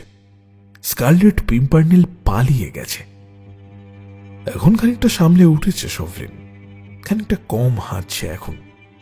বহু কষ্টে উঠে দাঁড়িয়ে শুনতে পেল ডেসগাস তার লোকদের চেঁচিয়ে নির্দেশ দিচ্ছে। টলমল করতে করতে দরজার দিকে এগোলো। দরজা খুলে ডেসগাসকে কোনো কথা বলার সুযোগ দিল না শোভলিন। দুবার হেঁচে তারপর জিজ্ঞেস করল, লম্বা লোকটাকে দেখেছো? কোথায় কোথায় সিটিজেন? এখান থেকে মিনিট কয়েক হলো বেরিয়ে গেছে। আমরা কাউকে দেখিনি সিটিজেন। তাছাড়া চাঁদও ওঠেনি। অনেক দেরি করে ফেলেছো তোমরা। সিটিজেন, আমি কি বলেছিলাম মনে রাখতে পারোনি? অনেক সময় লাগিয়ে দিয়েছো। ভাগ্য ভালো তেমন কোনো ক্ষতি হয়নি, নইলে সবই তোমার ওপর বর্তাতো। কিন্তু মুখ ফ্যাকাশে হয়ে গেল ডেসগাসের। 5 মিনিট আগে ও এই ঘরেই ছিল, সাপারও খেয়ে গেছে। একা ওর সঙ্গে কুলিয়ে উঠতে পারিনি। নখের টকা দিয়ে পালিয়েছে সালা। বেশি দূর যেতে পারবে না, কেউ না দেখে ফেললেই সিটিজেন। ক্যাপ্টেন জাটলি সৈকতে বাড়তি 40 জন লোক পাঠিয়েছেন। লাগাতার পাহারার ব্যবস্থা করবেন বলেছেন। ফলে কারোর পক্ষেই এতগুলো মানুষকে ধোঁকা দিয়ে নৌকায় চেপে পালানো সম্ভব নয়। এখন কথা হচ্ছে, পাহারাদাররা জানে তাদের কি কাজ? খুব ভালো মতোই বুঝিয়ে দেওয়া হয়েছে। আমি নিজে ওদের সঙ্গে কথা বলেছি। অচেনা কাউকে দেখলেই ফলো করবে, বিশেষ করে সে লোক যদি হয় লম্বা। অবশ্য কুঁজো বা ছদ্মবেশ নিয়েছে এমন সন্দেহ হলেও ছাড়বে না। সৈন্যদের বলেছ ওকে পিয়েরে ব্ল্যাঙ্কার্ডের কুঁড়ে পর্যন্ত যেতে দিতে? ও আগে যাক ওখানে, তারপর ঘেরাও করে পাকড়াও করা যাবে। সব বলে দেওয়া হয়েছে সিটিজেন। লম্বা কাউকে দেখলেই একজন তার পিছু লেগে যাবে, আর আরেকজন সোজা এসে আপনাকে রিপোর্ট করবে। হ্যাঁ হ্যাঁ, ঠিক আছে। হাত ঘষছে সে। দেখে মনে হলো সন্তুষ্ট। আরও খবর আছে। কি? লম্বা মতো এক ইংরেজ 1.25 ঘন্টা আগে এক ইহুদির সঙ্গে অনেকক্ষণ আলাপ করেছে। ইহুদিটার নাম রুবেন, এই কাছেই থাকে। তো ইংরেজটা ঘোড়ার গাড়ি ভাড়া নিতে চেয়েছে। 11টা নাগাদ গাড়ি রেডি চায় সে। 11টা বেজে গেছে। রুবেন লোকটা কোথায়? একদম কাছে, এই তো এই কয়েক মিনিটের রাস্তা। একজন কাউকে পাঠিয়ে খবর নাও ইংরেজটা রুবেনের গাড়ি নিয়ে চলে গেছে কিনা। ডিসকাস নিজে গিয়ে রুবেনকে নিয়ে আসবে ঠিক করল। কিছুক্ষণের মধ্যেই ইহুদিকে নিয়ে ফিরে এলো সে। লোকটা বুড়ো মতো, পরনে ময়লা কাপড়, লাল কোঁকড়া চুলগুলো ছড়িয়ে রয়েছে সারা মুখে, গালে খানিকটা কাদা লিপটে থাকতেও দেখা গেল, রীতিমতো কুৎসিত দেখতে। শোভলিন লোকটাকে দূরে দাঁড়াতে নির্দেশ দিল। একে দেখে গা গুলোচ্ছে তার। এই নাকি? না সিটিজেন, রুবেনকে পাওয়া যায়নি, তবে এই লোকটার কাছে খবর আছে, পয়সা পেলে বলবে বলেছে। মোটা একটা লাঠিতে ভর দিয়ে দাঁড়িয়েছে বুড়ো। চওড়া ব্রিমের হ্যাটটা ছায়া ফেলছে চেহারায়। ইহুদিকে এগোতে উৎসাহী দেখে তাড়াতাড়ি বলল শোভলিন, কি ব্যাপার? কি খবর আছে তোমার কাছে? থাক থাক থাক, ওখান থেকেই বলো, আমার কাছে আসার দরকার নেই, আমি শুনতে পাচ্ছি। আমি আর রুবেন এক লম্বা মতো ইংরেজের সঙ্গে কথা বলেছি আজ সন্ধ্যেতেই। কি কথা? হ্যাঁ, ইংরেজটা ঘোড়ার গাড়ি ভাড়া নিতে চাইছিল, সেন্ট মার্টিন রোডে যাবে, আজ রাতের মধ্যেই নাকি পৌঁছতে হবে। তুমি কি বললে? আমি কিছু বলার সুযোগ পেলাম কই। তার আগেই তো বদমাস রুবেনটা ওরে বেটো ঘোড়া আর ভাঙা গাড়িটা গছিয়ে দিল। ইংরেজ লোকটা কি করলো? পকেট থেকে কিছু সোনার পয়সা বার করে রুবেনকে দেখালো, বলল রাত 11টার মধ্যে গাড়ি তৈরি থাকলে সবই রুবেনের হবে। গাড়ি নিশ্চয়ই রেডি ছিল, ছেড়ে দিয়েছে। বললাম না, রুবেনের ঘোড়াটা বাতে ধরা, নড়তে চায় না কিছুতেই। অনেক লাথি গুঁতো আর চাবুকের বাড়ি পড়ার পর এই তো মিনিট 5 হবে রওনা দিয়েছে। আর কিছু জানো না? নোংরা চিবুকে ভাবুকের মতো হাত ঘষছে বুড়ো। এক দীর্ঘ নীরবতা। শেষমেশ পকেটে হাত পুরে বেশ কয়েকটা রূপোর মুদ্রা বার করে আনলো ইহুদি। সেগুলোর দিকে চেয়ে আপন মনে যেন বলল, ইংরেজ লোকটা এগুলো দিয়ে গেছে আমাকে রুবেনকে নিয়ে রওনা দেওয়ার আগে। বলে গেছে মুখ যেন বন্ধ রাখি। কত আছে ওখানে? 20 ফ্রাঁ, ইয়োর এক্সেলেন্সি। আমি আবার সৎ মানুষ, বন্ধ রাখবো বললে মুখে একেবারে তালা মেরে দিই। পকেট থেকে কয়েকটা সোনার মুদ্রা বার করে দোলালো শোভলিন। আমার হাতে কটা কয়েন আছে বলো তো দেখি। তীক্ষ্ণ দৃষ্টি হানল ইহুদি। লোভে চকচক করছে তার চোখ। কমপক্ষে 5টা, ইয়োর এক্সেলেন্সি। তোমার মুখের তালা এতে খুলবে? কি জানতে চান বলুন। ওই ইংরেজ যেখানে গেছে সেখানে নিয়ে যেতে পারবে আমাকে? আমার ঘোড়ার গাড়ি আপনার সেবায় সর্বদা প্রস্তুত। যেখানে যেতে চান সেখানেই নিয়ে যাব। যেখানে যেতে চাই মানে পিয়ারে ব্ল্যাঙ্কার্ডের কুঁড়ের কথা বলছো?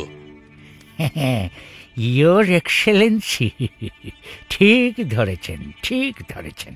জায়গাটা চেনো? হ্যাঁ হ্যাঁ, চিনি আজ্ঞে। কোন রাস্তায় পড়ে ওটা? Saint Martin road, your honour. সেখান থেকে একটা পায়ে চলা পথ চলে গেছে পাহাড়ে। রাস্তাটা চেনো? Yes yes, your honour. একে একে 5টা স্বর্ণমুদ্রাই ইহুদির দিকে ছুঁড়ে দিল শোভলিন। হাঁটু মুড়ে বসে কুড়োতে লাগলো বুড়ো। একটা মুদ্রা গড়িয়ে চলে গেছে টেবিলের তলায়। ওটা বার করে আনতে রীতিমতো কসরত করতে হলো ওকে।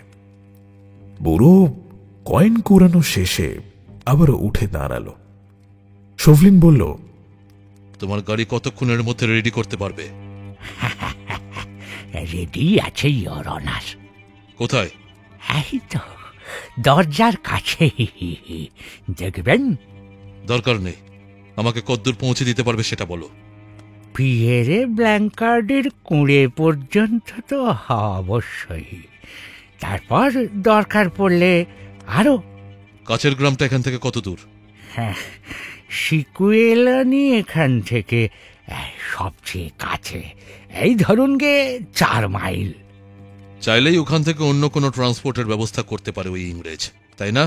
হ্যাঁ হ্যাঁ হ্যাঁ, তা পারে, তবে ওই গ্রামে আগে তো পৌঁছাতে হবে। তুমি আমাকে পৌঁছে দিতে পারবে? আপনি যেতে চান? হ্যাঁ, তবে মনে রেখো, আমাকে ঠকানোর চেষ্টা করলে তোমার পিঠের চামড়া তুলে নেওয়া হবে। আর যদি ওই ইংরেজকে খোঁজার ব্যাপারে সাহায্য করো, তবে আরো 10টা সোনার কয়েন পাবে। রাজি? চিন্তিত ভঙ্গিতে আবারও চিবুক ঘষল ইহুদি। একবার মুঠোয় ধরা স্বর্ণ মুদ্রাগুলোর দিকে, আরেকবার শোভলিনের চোখে চাইল সে। খানিকটা ইতস্তত করে মুহূর্ত পরেই বলল, হ্যাঁ রাজি। তাহলে বাইরে গিয়ে অপেক্ষা করো। আর শোনো, কথার নড়চড় যেন না হয়। আমি কিন্তু এক কথার মানুষ, যা বলি তাই করি। মাথা নিচু করে সম্মান জানিয়ে ঘর ছাড়ল ইহুদি। জেরা করে খুশি হয়ে উঠেছেন শোভলিন। আমার হ্যাট, কোট আর বুট। তখনই এক সৈনিক শোভলিনের কোট, বুট আর হ্যাট নিয়ে হাজির হয়ে গেল। পোশাক পরে তৈরি হওয়ার সময় ডিসগাসকে বলল, ক্যাপ্টেন জাটলিকে গিয়ে বলো তোমার সঙ্গে আরো 12 জন লোক দিতে। ওদের নিয়ে সেন্ট মার্টিন রোডের দিকে রওনা হয়ে যাবে। আমাদের গাড়িটাকে তোমরা সহজে ওভারটেক করতে পারবে। লম্বা লোকটাকে ঘেরাও করে ওর সমস্ত প্ল্যান ভেস্তে দিতে হবে। হ্যাঁ, তবে আবারও বলছি, ও যাতে কিছুতেই মারা না যায়। কথা বলার মাঝেই পোশাক পাল্টানো হয়ে গেল ওর। পাদ্রির ছদ্মবেশ ছেড়ে এখনও নিজের স্বাভাবিক পোশাক পরে নিয়েছে। সবার শেষে হ্যাটটা মাথায় চাপালো সে। বলল, চলি তবে, ভালো দেখে লোক বাছাই করে নিও, লড়তে হতে পারে।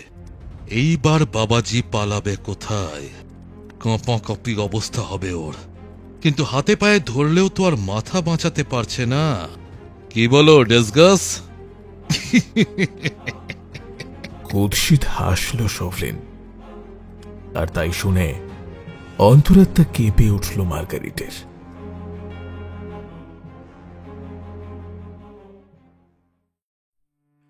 মুহূর্ত মাত্র দ্বিধা করলেন না মার্গারিট। সরাইখানার বাইরে মিলিয়ে গেছে শব্দ। সদল বলে রওনা দিয়েছে ডিসগাস। কয়েক মিনিট পরেই ইহুদিকে চেঁচাতে শুনলেন তিনি। ঘোড়াকে বকছে, চাকার ঘর ঘর শব্দ। তার মানে শোভলিনকে নিয়ে গাড়ি ছেড়েছে ইহুদি। সরাইখানার ভেতরটা নীরব। ব্রোগার্ড আর তার স্ত্রীর টিকিটিও দেখা যাচ্ছে না। কয়েক মুহূর্ত অপেক্ষা করে সিঁড়ি বেয়ে নেমে এলেন মার্গারিট। টেবিলে বিলের টাকা রেখে গায়ে ভালো করে ক্লোকটা জড়িয়ে নিলেন। তারপর বাইরে বেরিয়ে গেলেন।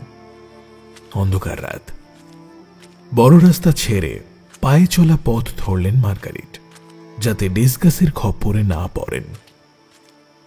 এই ইহুদির ঘোড়াটারও যে করুণ হাল তা আন্দাজ করতে পারছেন মার্গারিট। পাহাড়ি রাস্তা ধরলে সহজেই ওটার সঙ্গে তাল মেলানো যাবে। সমুদ্র থেকে বেশ খানিকটা দূরে এই রাস্তা, দুপাশে গাছপালা আর ঝোপঝাড়।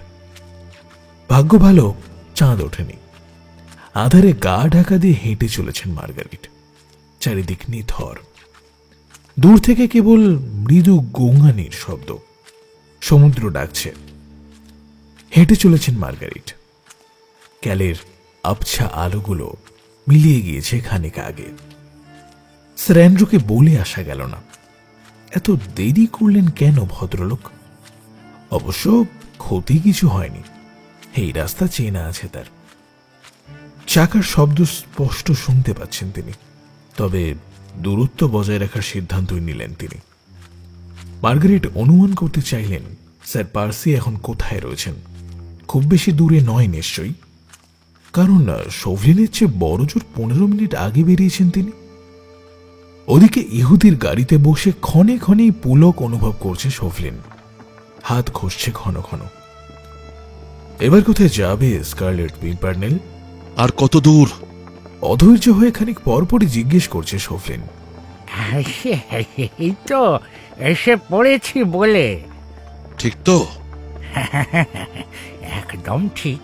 লম্বা লোকটাকে একবার বাগে পেলে হয়। শুনেছেন এই কিসের শব্দ? থামো একটু, শুনতে দাও। মার্গারেটও খুরের শব্দ শুনতে পেয়েছেন। ডিসগাস নিশ্চয়ই তার লোকজন নিয়ে আসছে। ঘোড়ার গাড়িটা দাঁড়িয়ে পড়েছে বুঝে আঁধারে মিশে গেলেন তিনি। নিঃশব্দে এগিয়ে গেলেন গাড়িটার কাছে। ওদের কথা শুনতে হবে। খবর কি? দুজন ঘোড়সওয়ার গাড়িটার পাশে থেমেছে। লোকটাকে দেখেছ? না সিটিজেন, পাহাড়ের কিনারা থেকে আসছি আমরা। ওখানে একটা কুঁড়ে দেখলাম, ভেবেছিলাম কেউ থাকে না, কিন্তু ধোঁয়া বেরোতে দেখে ঘোড়া থেকে নেমে পা টিপে টিপে এগিয়ে গেলাম। কাউকে দেখতে পেলাম না। কেন যে আগুন জ্বালানো হয়েছে বুঝলাম না। আমার 5 কমরেডের সঙ্গে পরামর্শ করলাম, ঠিক হলো আমি পেছনে লুকিয়ে দেখে লক্ষ্য রাখবো, আর ওরা সামনের দিকে ঘাপটি মেরে থাকবে। কিছু দেখলে? আধ ঘন্টা পরে গলার আওয়াজ শুনতে পেলাম। দেখি কি, দুজন লোক পাহাড়ের দিক থেকে নেমে আসছে। একজন কম বয়সী আর একজন বুড়ো মতো। খুব নিচু স্বরে কথা বলছিল, কিছু শুনতে পাইনি। মার্গারেট ঢোক গিললেন, গলা শুকিয়ে গিয়েছে তার। লোক দুজন আর্মান্ড আর কাউন্ট ডি টার্নি না হয়ে যায়। লোক দুটো কুঁড়ে ঢুকলো। হামাগুড়ি দিয়ে কুঁড়ের গায়ে কান ঠেকাতেই কথা শুনতে পেলাম। তাই নাকি? বলো বলো, কি শুনলে? বুড়ো জিজ্ঞেস করলো তারা ঠিক জায়গায় এসেছে কিনা। অল্প বয়সী লোকটা বলল হ্যাঁ। তারপর একটা কাগজ দেখালো বুড়োকে।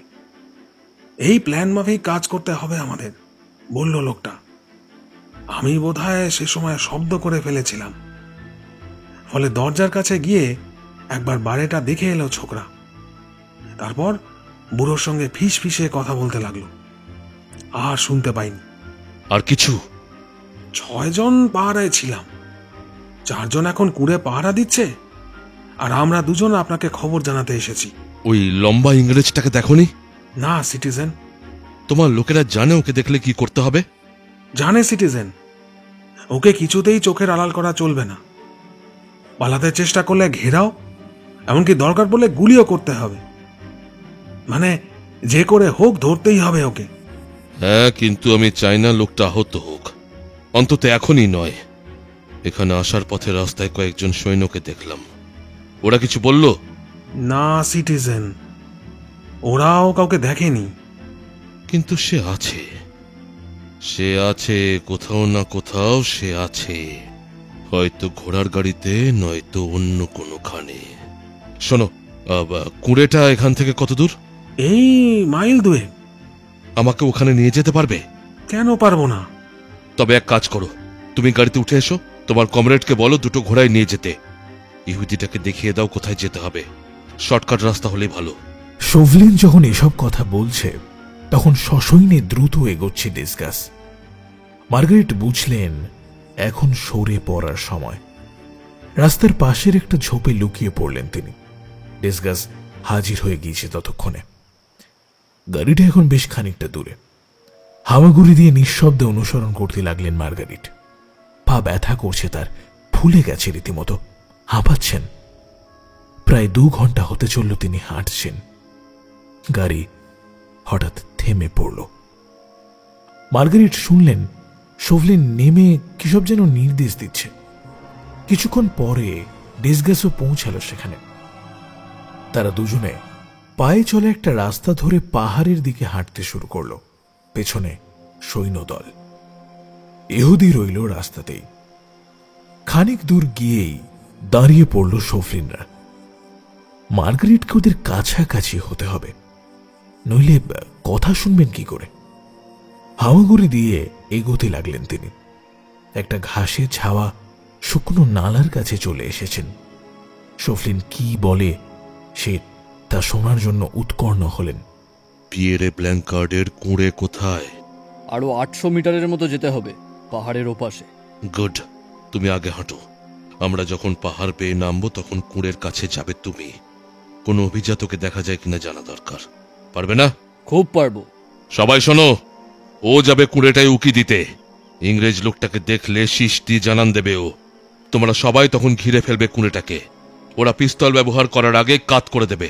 আর বেশি তেড়িবেড়ি দেখলে হাতে পায়ে গুলি করতে পারো, কিন্তু মনে রাখবে ওই ইংরেজটাকে মেরে ফেলা চলবে না। কি মনে থাকবে তো? তুমি শোনো, বেঈমানগুলোকে আগেই ধরার দরকার নেই। ওরা আছে কিনা দেখে নিয়েই পাথরের আড়ালে লুকিয়ে পড়বে, আর ওই লম্বা লোকটাকে ভেতরে ঢুকতে দেখলেই ধাওয়া করে ধরে ফেলবে। কোন রকম শব্দ যেন না হয়। তোমাদের প্রথম কাজ কিন্তু লম্বা লোকটাকে গ্রেপ্তার করা। যাকে কুঁড়ির কাছে পাঠানো হবে তার উদ্দেশ্যেই বলল শোভলিন। আপনার কথা মতোই কাজ হবে। তবে রওনা দাও, আমিও ফলো করছি। ওহো, ভুলেই গিয়েছিলাম। এই, কি যেন নাম তোমার? সামান্য গলা তুলে গাড়ির পাশে দাঁড়ানো বুড়ো ইহুদিকে জিজ্ঞেস করল। Benjamin Rosenbaum, your honour. আমি না ফেরা পর্যন্ত গাড়ি নিয়ে এখানে থাকবে তুমি। টু শব্দটাও যেন না হয়, বুঝলে? কিন্তু ইয়োর অনার। কোনো কথা নয়। এসে যদি তোমাকে না পায় তাহলে বুঝে নাও কি হবে। কিন্তু ইয়োর এক্সেলেন্সি। আবার কথা? আগে আমি তো বুড়ো মানুষ, আক্রমণ এলে ভয়ে হয়তো চেঁচামেচি জুড়ে দেব, এবার পালিয়েও যেতে পারি। তখন আবার শাস্তি দেবেন না তো? এক মুহূর্ত ভাবলেন শোভলিন। ভীতুটাকে ফেরত পাঠালে ক্ষতি কি সিটিজেন? আহতদের ফিরিয়ে নেওয়ার জন্য ওর গাড়িটা দরকার। এক কাজ করি বরং, ভীতু বুড়োটা আমাদের সঙ্গেই আসুক। ডেসগাস, ব্যাটার হাত দুটো বাঁধো তো ভালো করে। শোভলিনের দেওয়া স্কার্ফ দিয়ে দুহাত বেঁধে দেওয়া হলো বুড়োর। জলদি করো, খামোখা অনেক সময় নষ্ট হয়ে গেছে। শোভলিন আর ডেসগাস আবারও হাঁটতে শুরু করল, আর তাদের পেছনে ইহুদি। মার্গারেট শোভলিনকে ফলো করার সিদ্ধান্ত নিলেন। মন চাইছে চিৎকার করে স্বামী আর তার বন্ধুদের সাবধান করে দিতে, কিন্তু তারা এখন ঠিক কোথায় আছে তা তো জানা নেই। চিৎকার করলেও শুনতে কি পাবে? ছায়ার মতো ঝোপের আড়ালে আড়ালে ক্রল করে এগোচ্ছেন তিনি। জুতো খুলে নিয়েছেন, জায়গায় জায়গায় ছিঁড়ে গেছে কাপড়। মেঘের আড়ালে ঢাকা পড়া চাঁদ এখন বেরিয়ে এসেছে, আলোর বন্যা চারিদিকে। পাহাড়ের কিনারে পৌঁছতে হলে আরো 200 মিটার যেতে হবে। ওপাশে সমুদ্র, রূপলি জলেতে সাদা পাল তোলা চমৎকার একটা ইয়ট দাঁড়িয়ে। Day dream. ইয়টটাকে দেখে নতুন আশায় উজ্জীবিত হলেন মার্গারেট। এই মুহূর্তে দৌড়চ্ছেন তিনি। কোনো শব্দ করে ফেলছেন কি? পিছনে পায়ের আওয়াজ। মার্গারেট এখন চূড়োয় পৌঁছে গিয়েছেন। ঢাল নেমেছে। হয়তো কুড়ে ঘরটা। লাফিয়ে উঠল তার হৃৎপিণ্ড। এখনো হয়তো ওদের আগাম সাবধান করে দেওয়া সম্ভব। ঢাল বেয়ে নেমে চলেছে মার্গারেট। বড় বড় পাথরের আড়ালে গা ঢাকা দিয়ে এগোচ্ছেন। হঠাৎ আলগা নদীতে পা পিছলে পড়ে গেলেন তিনি। অতি কষ্টে যখন উঠে দাঁড়ালেন তখন ধাবমান পায়ের শব্দ আরো স্পষ্ট। আচমকা একটা হাত তার কাঁধে চাপ দিয়ে বসিয়ে দিল হাঁটুর ওপর। কাপড় চাপা দেওয়া হয়েছে তার মুখে। বিহবল মার্গারেট অসহায়ভাবে চারিদিকে তাকিয়ে রইলেন। শোভলিন তাকে স্পষ্ট দেখতে না পেলেও চিকন আঙুলগুলো মার্গারেটের চেহারায় বুলিয়ে আনল। মেয়ে মানুষ এখানে কি করছে? এই, কে তুমি? জবাব এলো না কোনো। এক মুহূর্ত নীরব রইল শোভলিন। মার্গারেটকে চিনতে চেষ্টা করছে। এবার খলখল করে হেসে উঠল সে। আঙুলগুলো মার্গারেটের গালে আবারও পরশ বুলিয়ে দিল। বিরাট সারপ্রাইজ তো। জ্ঞান হারানোর দশা মার্গারেটের। কথা বলার শক্তি জোগাচ্ছে না তার। কুঁড়ের দিকে বয়ে নিয়ে যাওয়া হচ্ছে তাকে। ব্যাস, এরপর আর কিছুই মনে নেই। জ্ঞান হারালেন মার্গারেট। চেতনা ফিরলে দেখলেন একটা পাথরে হেলান দিয়ে বসে রয়েছেন। চাঁদ আবারও মেঘের আড়ালে লুকিয়েছে। অন্ধকার। 200 ফুট নিচে সমুদ্রের গর্জন শুনতে পাওয়া যায়। মার্গারেট বুঝলেন ঠিক জায়গাতেই পৌঁছে গেছেন। কাছেই ফিসফিসিয়ে কথা বলছে সৈন্যরা। কটা বাজে? প্রায় 2টো। জোয়ারের কি খবর? আসছে। স্কুনারটা কোথাকার? ইংল্যান্ডের, কিন্তু ওটার নৌকা দেখা যাচ্ছে না। সবাই কভার নিয়েছে? হ্যাঁ সিটিজেন। ভুল করবে না তো? না সিটিজেন। আচ্ছা, মহিলার খবর কি? অজ্ঞান হয়ে পড়ে রয়েছে। আর ইহুদিটা? আপনি যখন মহিলার পেছনে ছুটছিলেন তখন ওর হাত পা বেঁধে দিয়েছি। ওই দেখুন না, ওইদিকে পড়ে রয়েছে, নড়ার ক্ষমতা নেই। গুড। তোমার পিস্তল রেডি রাখো, বলা তো যায় না। আমি এখানেই আছি, তুমি এগোও। মার্গারেট বুঝলেন ডেসগাস কুঁড়ির দিকে পা টিপে টিপে এগোতে শুরু করল। কয়েক মুহূর্ত পরেই ইস্পাতের মতো শক্ত একজোড়া হাত চেপে ধরল তার দুহাত। রুমাল খুলে দেওয়ার আগে কানের কাছে হিসিয়ে উঠল শোভলিনের কণ্ঠ। সাবধান করে দিচ্ছি, ট্যাপ হোক করলেই কিন্তু পস্তাতে হবে। সোজা গুলি চালাবো, হাত পা খোয়াবেন। রুমাল মুখে বেঁধে রাখায় কোনো শব্দ করতে পারলেন না মার্গারিট। চুপ করে এখানে বসে থাকবেন। চেঁচামেচির চেষ্টা করলে আর্মান্ড আর কাউন্ট ডি টার্নিকে আপনার চোখের সামনে গুলি করে মারব। বিস্ফারিত চোখে চেয়ে রইলেন কেবল। আরে আমি তো জানি স্কারলেট পিম্পারনেলের ব্যাপারে কোনো আগ্রহই নেই আপনার। আর্মান্ড বাঁচলেই আপনি খুশি। ভাববেন না, চুপ করে থাকুন, আর্মান্ডের কোনো ক্ষতি হবে না। শোভলিন রুমাল খুলে দিল। মার্গারিটের চেঁচানোর প্রশ্নই ওঠে না। চেঁচাতে গেলে যে শক্তির প্রয়োজন, কিন্তু তা এই মুহূর্তে তার মধ্যে অনুপস্থিত। হঠাৎ কাছেই কোথাও কে যেন গান গেয়ে উঠল। God save our gracious King, long live our noble King, God save the King. গানের আওয়াজটা ক্রমশ জোরালো হচ্ছে, অনেকটা স্যার পার্সির মতো কণ্ঠস্বর। শোভলিনের পিস্তলের সেফটি ক্যাচ নেমে গেল এক মুহূর্তেই। আর তো চিৎকার করে লাফিয়ে উঠে দাঁড়ালেন মার্গারিট। কুঁড়ের দিকে প্রাণপণে ছুটতে লাগলেন। তাকে কেউ ঠেকানোর আগেই কুঁড়ের দরজায় দমাদম কিল বসাতে লাগলেন। আরমান্ড, আরমান্ড, গুলি চালা আরমান্ড, তোর জামাই বাবুকে বাঁচাতে চাইলে গুলি চালা আরমান্ড। তাকে চেপে ধরে এক ধাক্কায় মাটিতে ফেলে দেয়া হলো। শক্ত পাথরে ঘষা খেয়ে ঝরে গেল চামড়া। এখন ফোঁপাচ্ছেন তিনি। পার্সি, ঈশ্বরের দোহাই তুমি পালিয়ে যাও। আরমান্ড, দেরি করছিস কেন? পালিয়ে যা, পালিয়ে যা। ওই মহিলাটাকে চুপ করাও। তিনি অতি কষ্টে চর মারা থেকে বিরত রেখেছেন নিজেকে। মুখের ওপর কি একটা পড়তেই আবারও জ্ঞান হারালেন মার্গারিট। কুঁড়ে ঢুকে পড়ো, কেউ যেন পালাতে না পারে।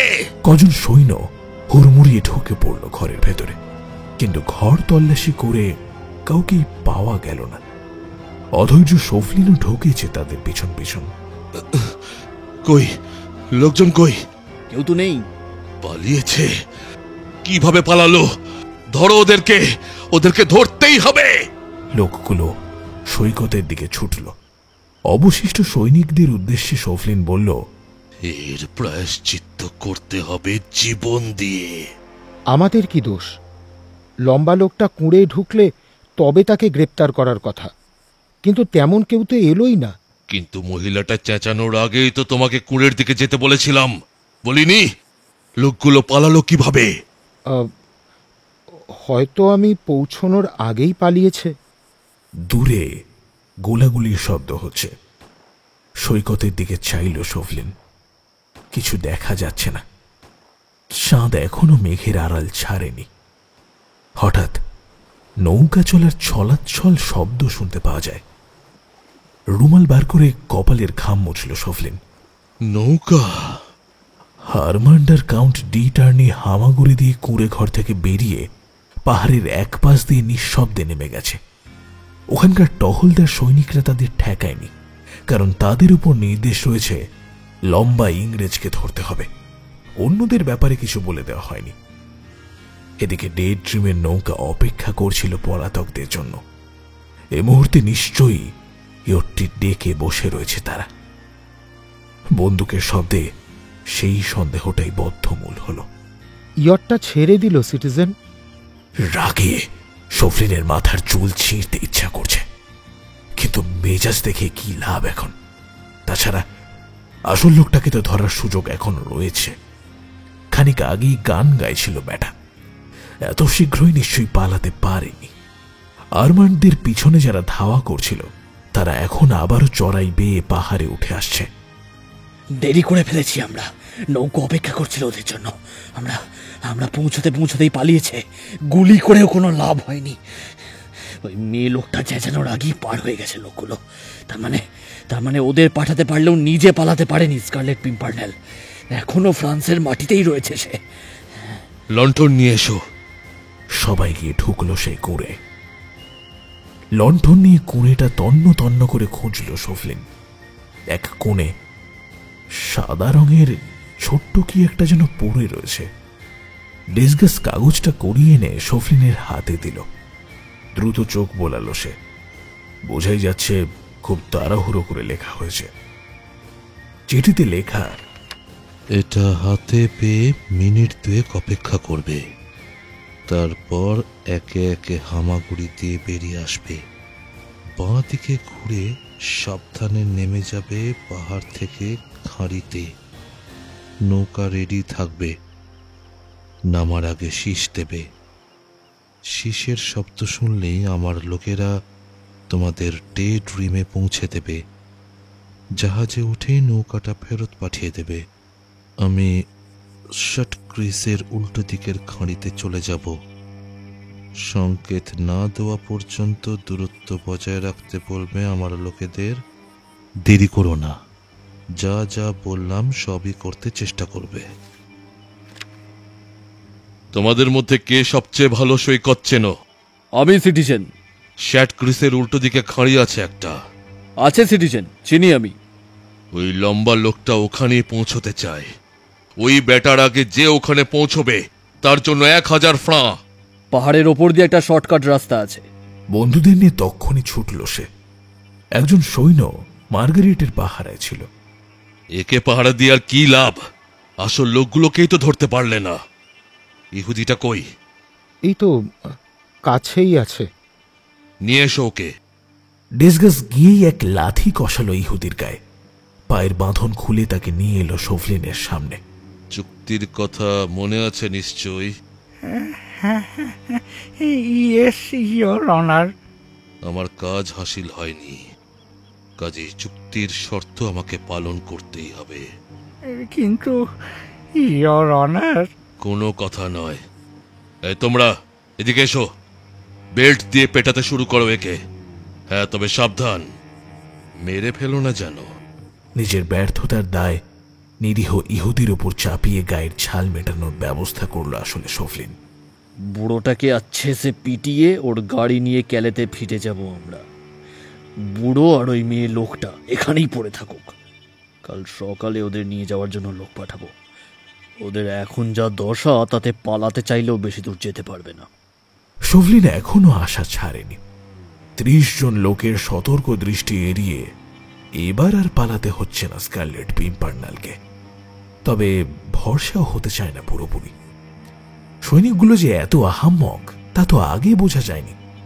বেল্টের আঘাত করবে বেঞ্জামিনকে। বেল্টের বাড়ি খেয়ে গলা ছেড়ে কাঁদছে ইহুদি। খুশি হয়ে উঠল শফলিন, হাত খসতে লাগলো। ওদিকে বেড়েই চলেছে বেঞ্জামিনের চিৎকার। ওর চেঁচানিতে মরাও যেন জ্যান্ত হয়ে উঠে বসবে।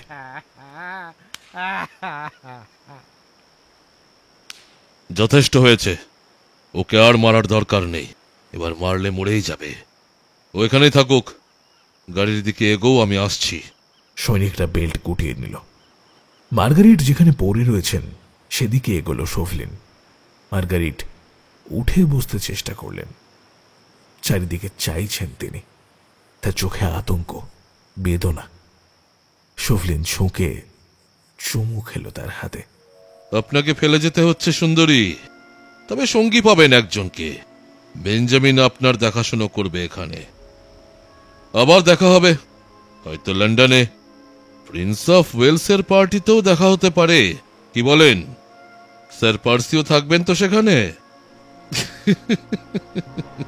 সতর্ক করে হাঁটা ধরল সে। পেছনে সৈন্যবাহিনী।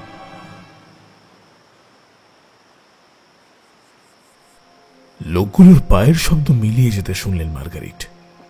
নিথর পারিপার্শ্ব। ঘোড়ার গাড়ির চাকার শব্দ দূর থেকে ক্রমশ দূরে চলে যাচ্ছে। এখানে কতক্ষণ যাবৎ পড়ে রয়েছেন কে জানে। সময়ের হিসেব নেই তার। শুধু এইটুকু জানেন স্বামীকে বাঁচাতে পারেননি, ব্যর্থ তিনি। স্যার পার্সি এই মুহূর্তে হয়তো ফরাসি সরকারের সৈন্যদের হাতে বন্দী। তাকে নিয়ে হয়তো মস্করা করছে ওরা। আর্মান্ডো বেঁচে আছে বলে মনে হলো না তার। শরীরে এক প্রচন্ড দুর্বলতা অনুভব করছেন মার্গারিট। আর কোনোদিনও কি হাঁটতে পারবেন? গত কদিনের তীব্র মানসিক উত্তেজনা আর দ্বন্দ্ব কাবু করে দিয়েছে তাকে। চারিপাশ একেবারে নীরব। কানে আসছে কেবল তীরে আছড়ে পড়া স্রোতের শব্দ। হঠাৎ কিসে যেন একটা জোরালো শব্দ শুনতে পেল। কেউ কথা বলল। অদ্ভুত। আচ্ছা মার্গারিট, স্বপ্ন দেখছেন না তো? কি যেন বিশুদ্ধ ইংরেজিতে বলে উঠল, জঘন্য, জঘন্য। নিজের কানকে বিশ্বাস করতে পারছেন না মার্গারিট। আবার সব শান্ত। মার্গারিট নিশ্চিন্ত হলেন স্বপ্নই দেখছিলেন এতক্ষণ। কিন্তু হঠাৎ আবারও কার একটা কথা বলার শব্দ শুনতে পেলেন। সতর্ক দৃষ্টিতে চারপাশটা দেখে নিলেন একবার। নিজের কানকে আর বিশ্বাস হচ্ছে না তার। বজ্জাতগুলো কি মারটাই না মেরেছে। না, আর ভুল হওয়ার কথা নয়। এভাবে কেবলমাত্র একজন ইংরেজি কথা বলেন, আর তিনি হচ্ছেন কাহিল করে ছেড়েছে। পর মুহূর্তে লাফিয়ে উঠে দাঁড়ালেন মার্গারিট। পাগলের মতো চারিদিকে চাইলেন। পাহাড়ের উঁচু চূড়া, নির্জন সৈকত আর পরিত্যক্ত কুঁড়েটা চোখে পড়ল। কণ্ঠস্বরের অধিকারী কি পাগল হয়ে খুঁজছে তার দুই ব্যাকুল চোখ। পার্সি, পার্সি, এই যে আমি এখানে। কোথায় তুমি? আমি শুনতে পাচ্ছি মার্গারিট, কিন্তু তোমার কাছে আসার মতো শক্তি আমার নেই।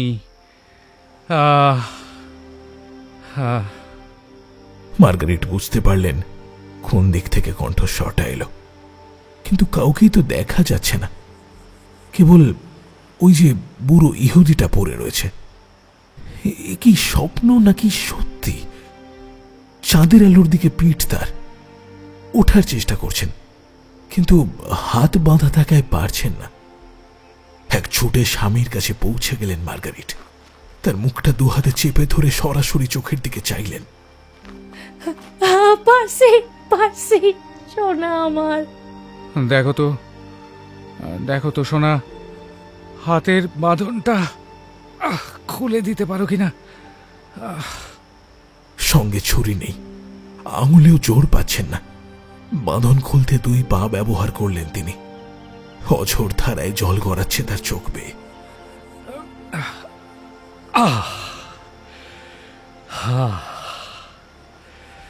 বাঁচলাম বাবা।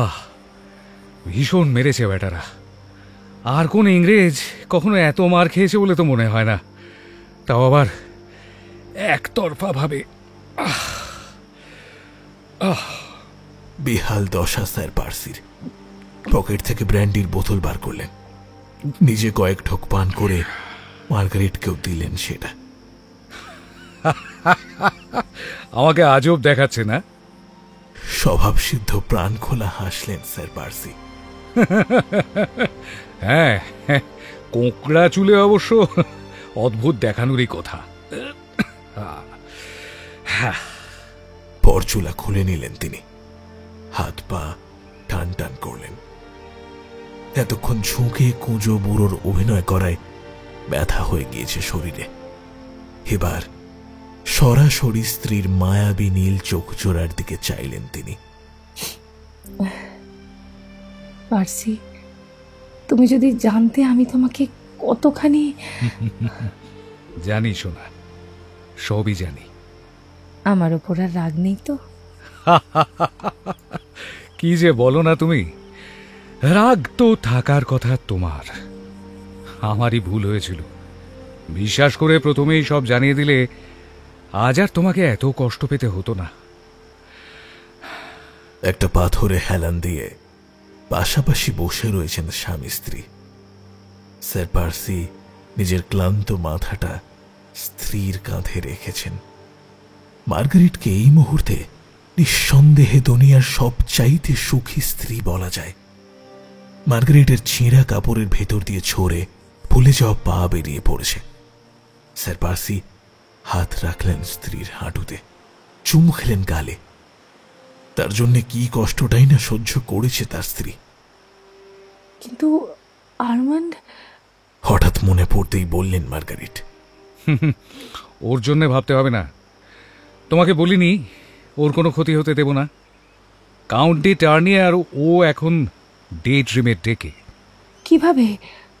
আমি তো কিছুই বুঝতে পারছি না। খুব সোজা। যখন বুঝলাম শোভলিনটাকে কিছুতেই খসানো যাবে না, তখন ঠিক করলাম ওর সঙ্গে সঙ্গেই থাকব। ডোভারের সরাইখানার ব্যাপারটা অ্যান্ড্রুর মুখে শুনে সন্দেহ হয়েছিল, আর তখনই আমার প্ল্যান সামান্য বদলে নিয়েছিলাম। নইলে আর শোভলিনকে ধোঁকা দেওয়া যেত না।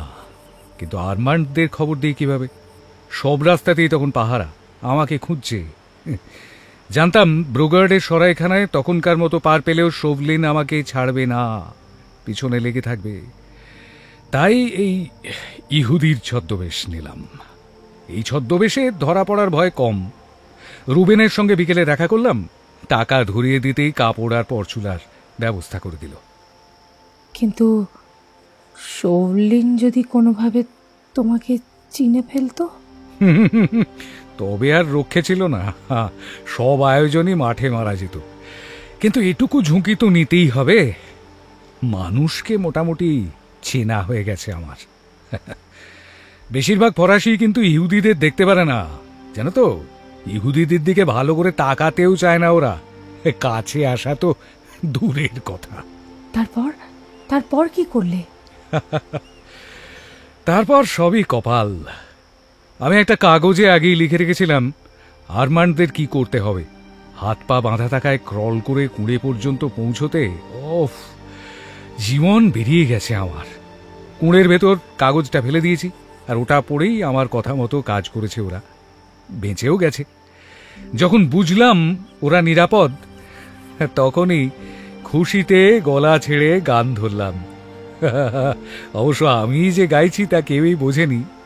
হ্যাঁ, আমিও। কিন্তু শোভলিনের হাতে যে এমন মার খেলে এর প্রতিশোধ নেবে না? নেব না আবার। ও ইংল্যান্ডে আসুক, কড়ায় গন্ডায় ওর পাওনা মিটিয়ে দেব। হেসে ফেললেন মার্গারিট। স্বামীর পাশে বসে থাকতে বড্ড ভালো লাগছে। অদ্ভুত অনুভূতি, সেই প্রথম দিকের প্রেমময় দিনগুলোর মতো। হঠাৎ পায়ের শব্দ শুনে চমকে উঠলেন।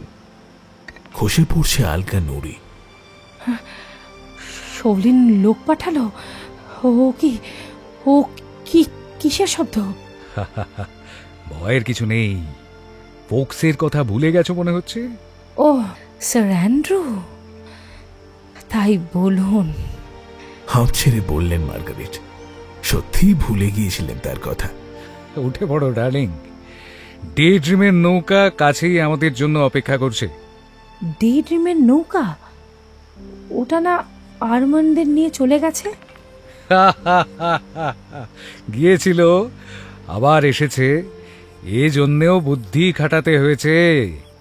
দুটো কাগজ ফেলে এসেছিলাম কুঁড়ে, একটা আরমান্ডদের জন্যে আর একটা শোভলিনের জন্যে। আরমান্ডকে বলেছিলাম শোভলিনের কাগজটা ওখানেই ফেলে যেতে, যাতে ওটা পড়ে উল্টো দিকে ছোটে বেটা। অন্যটাই ছিল আমার আসল নির্দেশ, ব্রিগসের জন্যে। ব্রিগসকে বলেছিলাম তখনকার মতো পশ্চিম দিকে সরে যেতে, ওদিকে ভুল কাগজ পড়ে তখন শোভলিন ছুটেছে শ্যাট গ্রিসের খাড়িতে। সমস্ত কিছু শোনা শেষ হলে উঠে দাঁড়ানোর চেষ্টা করলেন মার্গারিট, কিন্তু পারলেন না। পড়ে যাওয়ার আগেই ধরে ফেললেন স্যার পার্সি। আমি আমি হাঁটতে পারছি না আর। আমি তো আছি, সহজভাবেই বললেন তিনি। পাঁজা কোলা করে তুলে নিলেন নিজের স্ত্রীকে। দাঁতে দাঁত পিষে পাহাড় বেয়ে নামছেন স্যার পার্সি। প্রাণ বেরিয়ে যাওয়ার জোগাড় তার, কিন্তু চেহারায় তা প্রকাশ পেল না। ওদিকে পরিশ্রান্ত মার্গারিট কখন যেন ঘুমিয়ে পড়েছেন স্বামীর কোলে। পূবের আকাশে লালের ছিটে পাহাড় থেকে নেমে এসেছেন তারা, নৌকা তৈরি। স্যার পার্সি শীষ দিতেই দুজন ব্রিটিশ নাবিক নৌকা বেয়ে তীরের কাছাকাছি চলে এলো। আধ ঘন্টার মধ্যেই ডে ড্রিমে উঠে পড়লেন তারা। নাবিকেরা স্যার পার্সির ছদ্মবেশ দেখে মোটেও আশ্চর্য হলেন না, এতে অভ্যস্ত তারা। এর আগেও তাকে বহু রূপে দেখেছে। আর্মান্ড আর অন্যান্যরা অপেক্ষা করছিল এদের জন্য। মার্গারিট নিজের ভাইকে জড়িয়ে ধরেছেন। সে যে নিরাপদে ইংল্যান্ডে পৌঁছতে পারবে তা স্বপ্নেও আশা করেননি তিনি। ডে ড্রিম ডোভারে পৌঁছল। দুঃসাহসী স্কারলেট পিম্পারনেল আবারও শত্রুর চোখে ধুলো দিয়ে সদল বলে দেশে ফিরে এলেন। স্যার অ্যান্ড্রু যে সুজানকে ঘটা করে বিয়ে করলেন সেটা আর বলার অপেক্ষা রাখে না। লন্ডনের মান্যগণ্য ব্যক্তিবর্গ উপস্থিত হলেন তাদের বিয়েতে। বিয়েবাড়িতে প্রধান অতিথি স্বয়ং প্রিন্স অফ ওয়েলস। বলাই বাহুল্য, শোভলিন বিয়েতে আসেনি। লর্ড গ্রেনভিলের সেই পার্টির পরে লন্ডনের আর কোন অনুষ্ঠানেই কখনো দেখা যায়নি তাকে।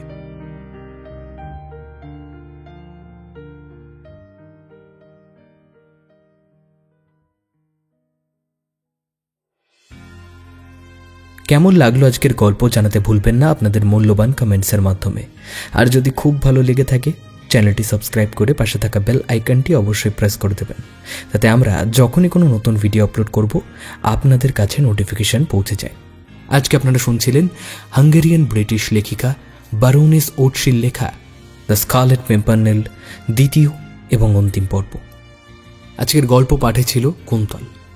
গল্পের অন্যান্য চরিত্রে যারা অভিনয় করেছেন তাদের ডিটেলস পেয়ে যাবেন ডেসক্রিপশন বক্সে। গল্পের শব্দ সংযোজন এবং আবহে দাস স্টুডিও। গল্পের বেতানাট্যরূপ দিয়েছে তুহিন। প্রচ্ছদ অলঙ্করণে রৌনক। সমগ্র পরিকল্পনা এবং পরিচালনায় আমি সন্তু। তবে আজকের জন্য এটুকুই। ফিরছি আসছে শুক্রবার আরও একটি নতুন টান থ্রিলার গল্পের সঙ্গে। ততক্ষণ সঙ্গে থাকুন, শুনতে থাকুন আমাদের চ্যানেল রাজদেবী 2.0।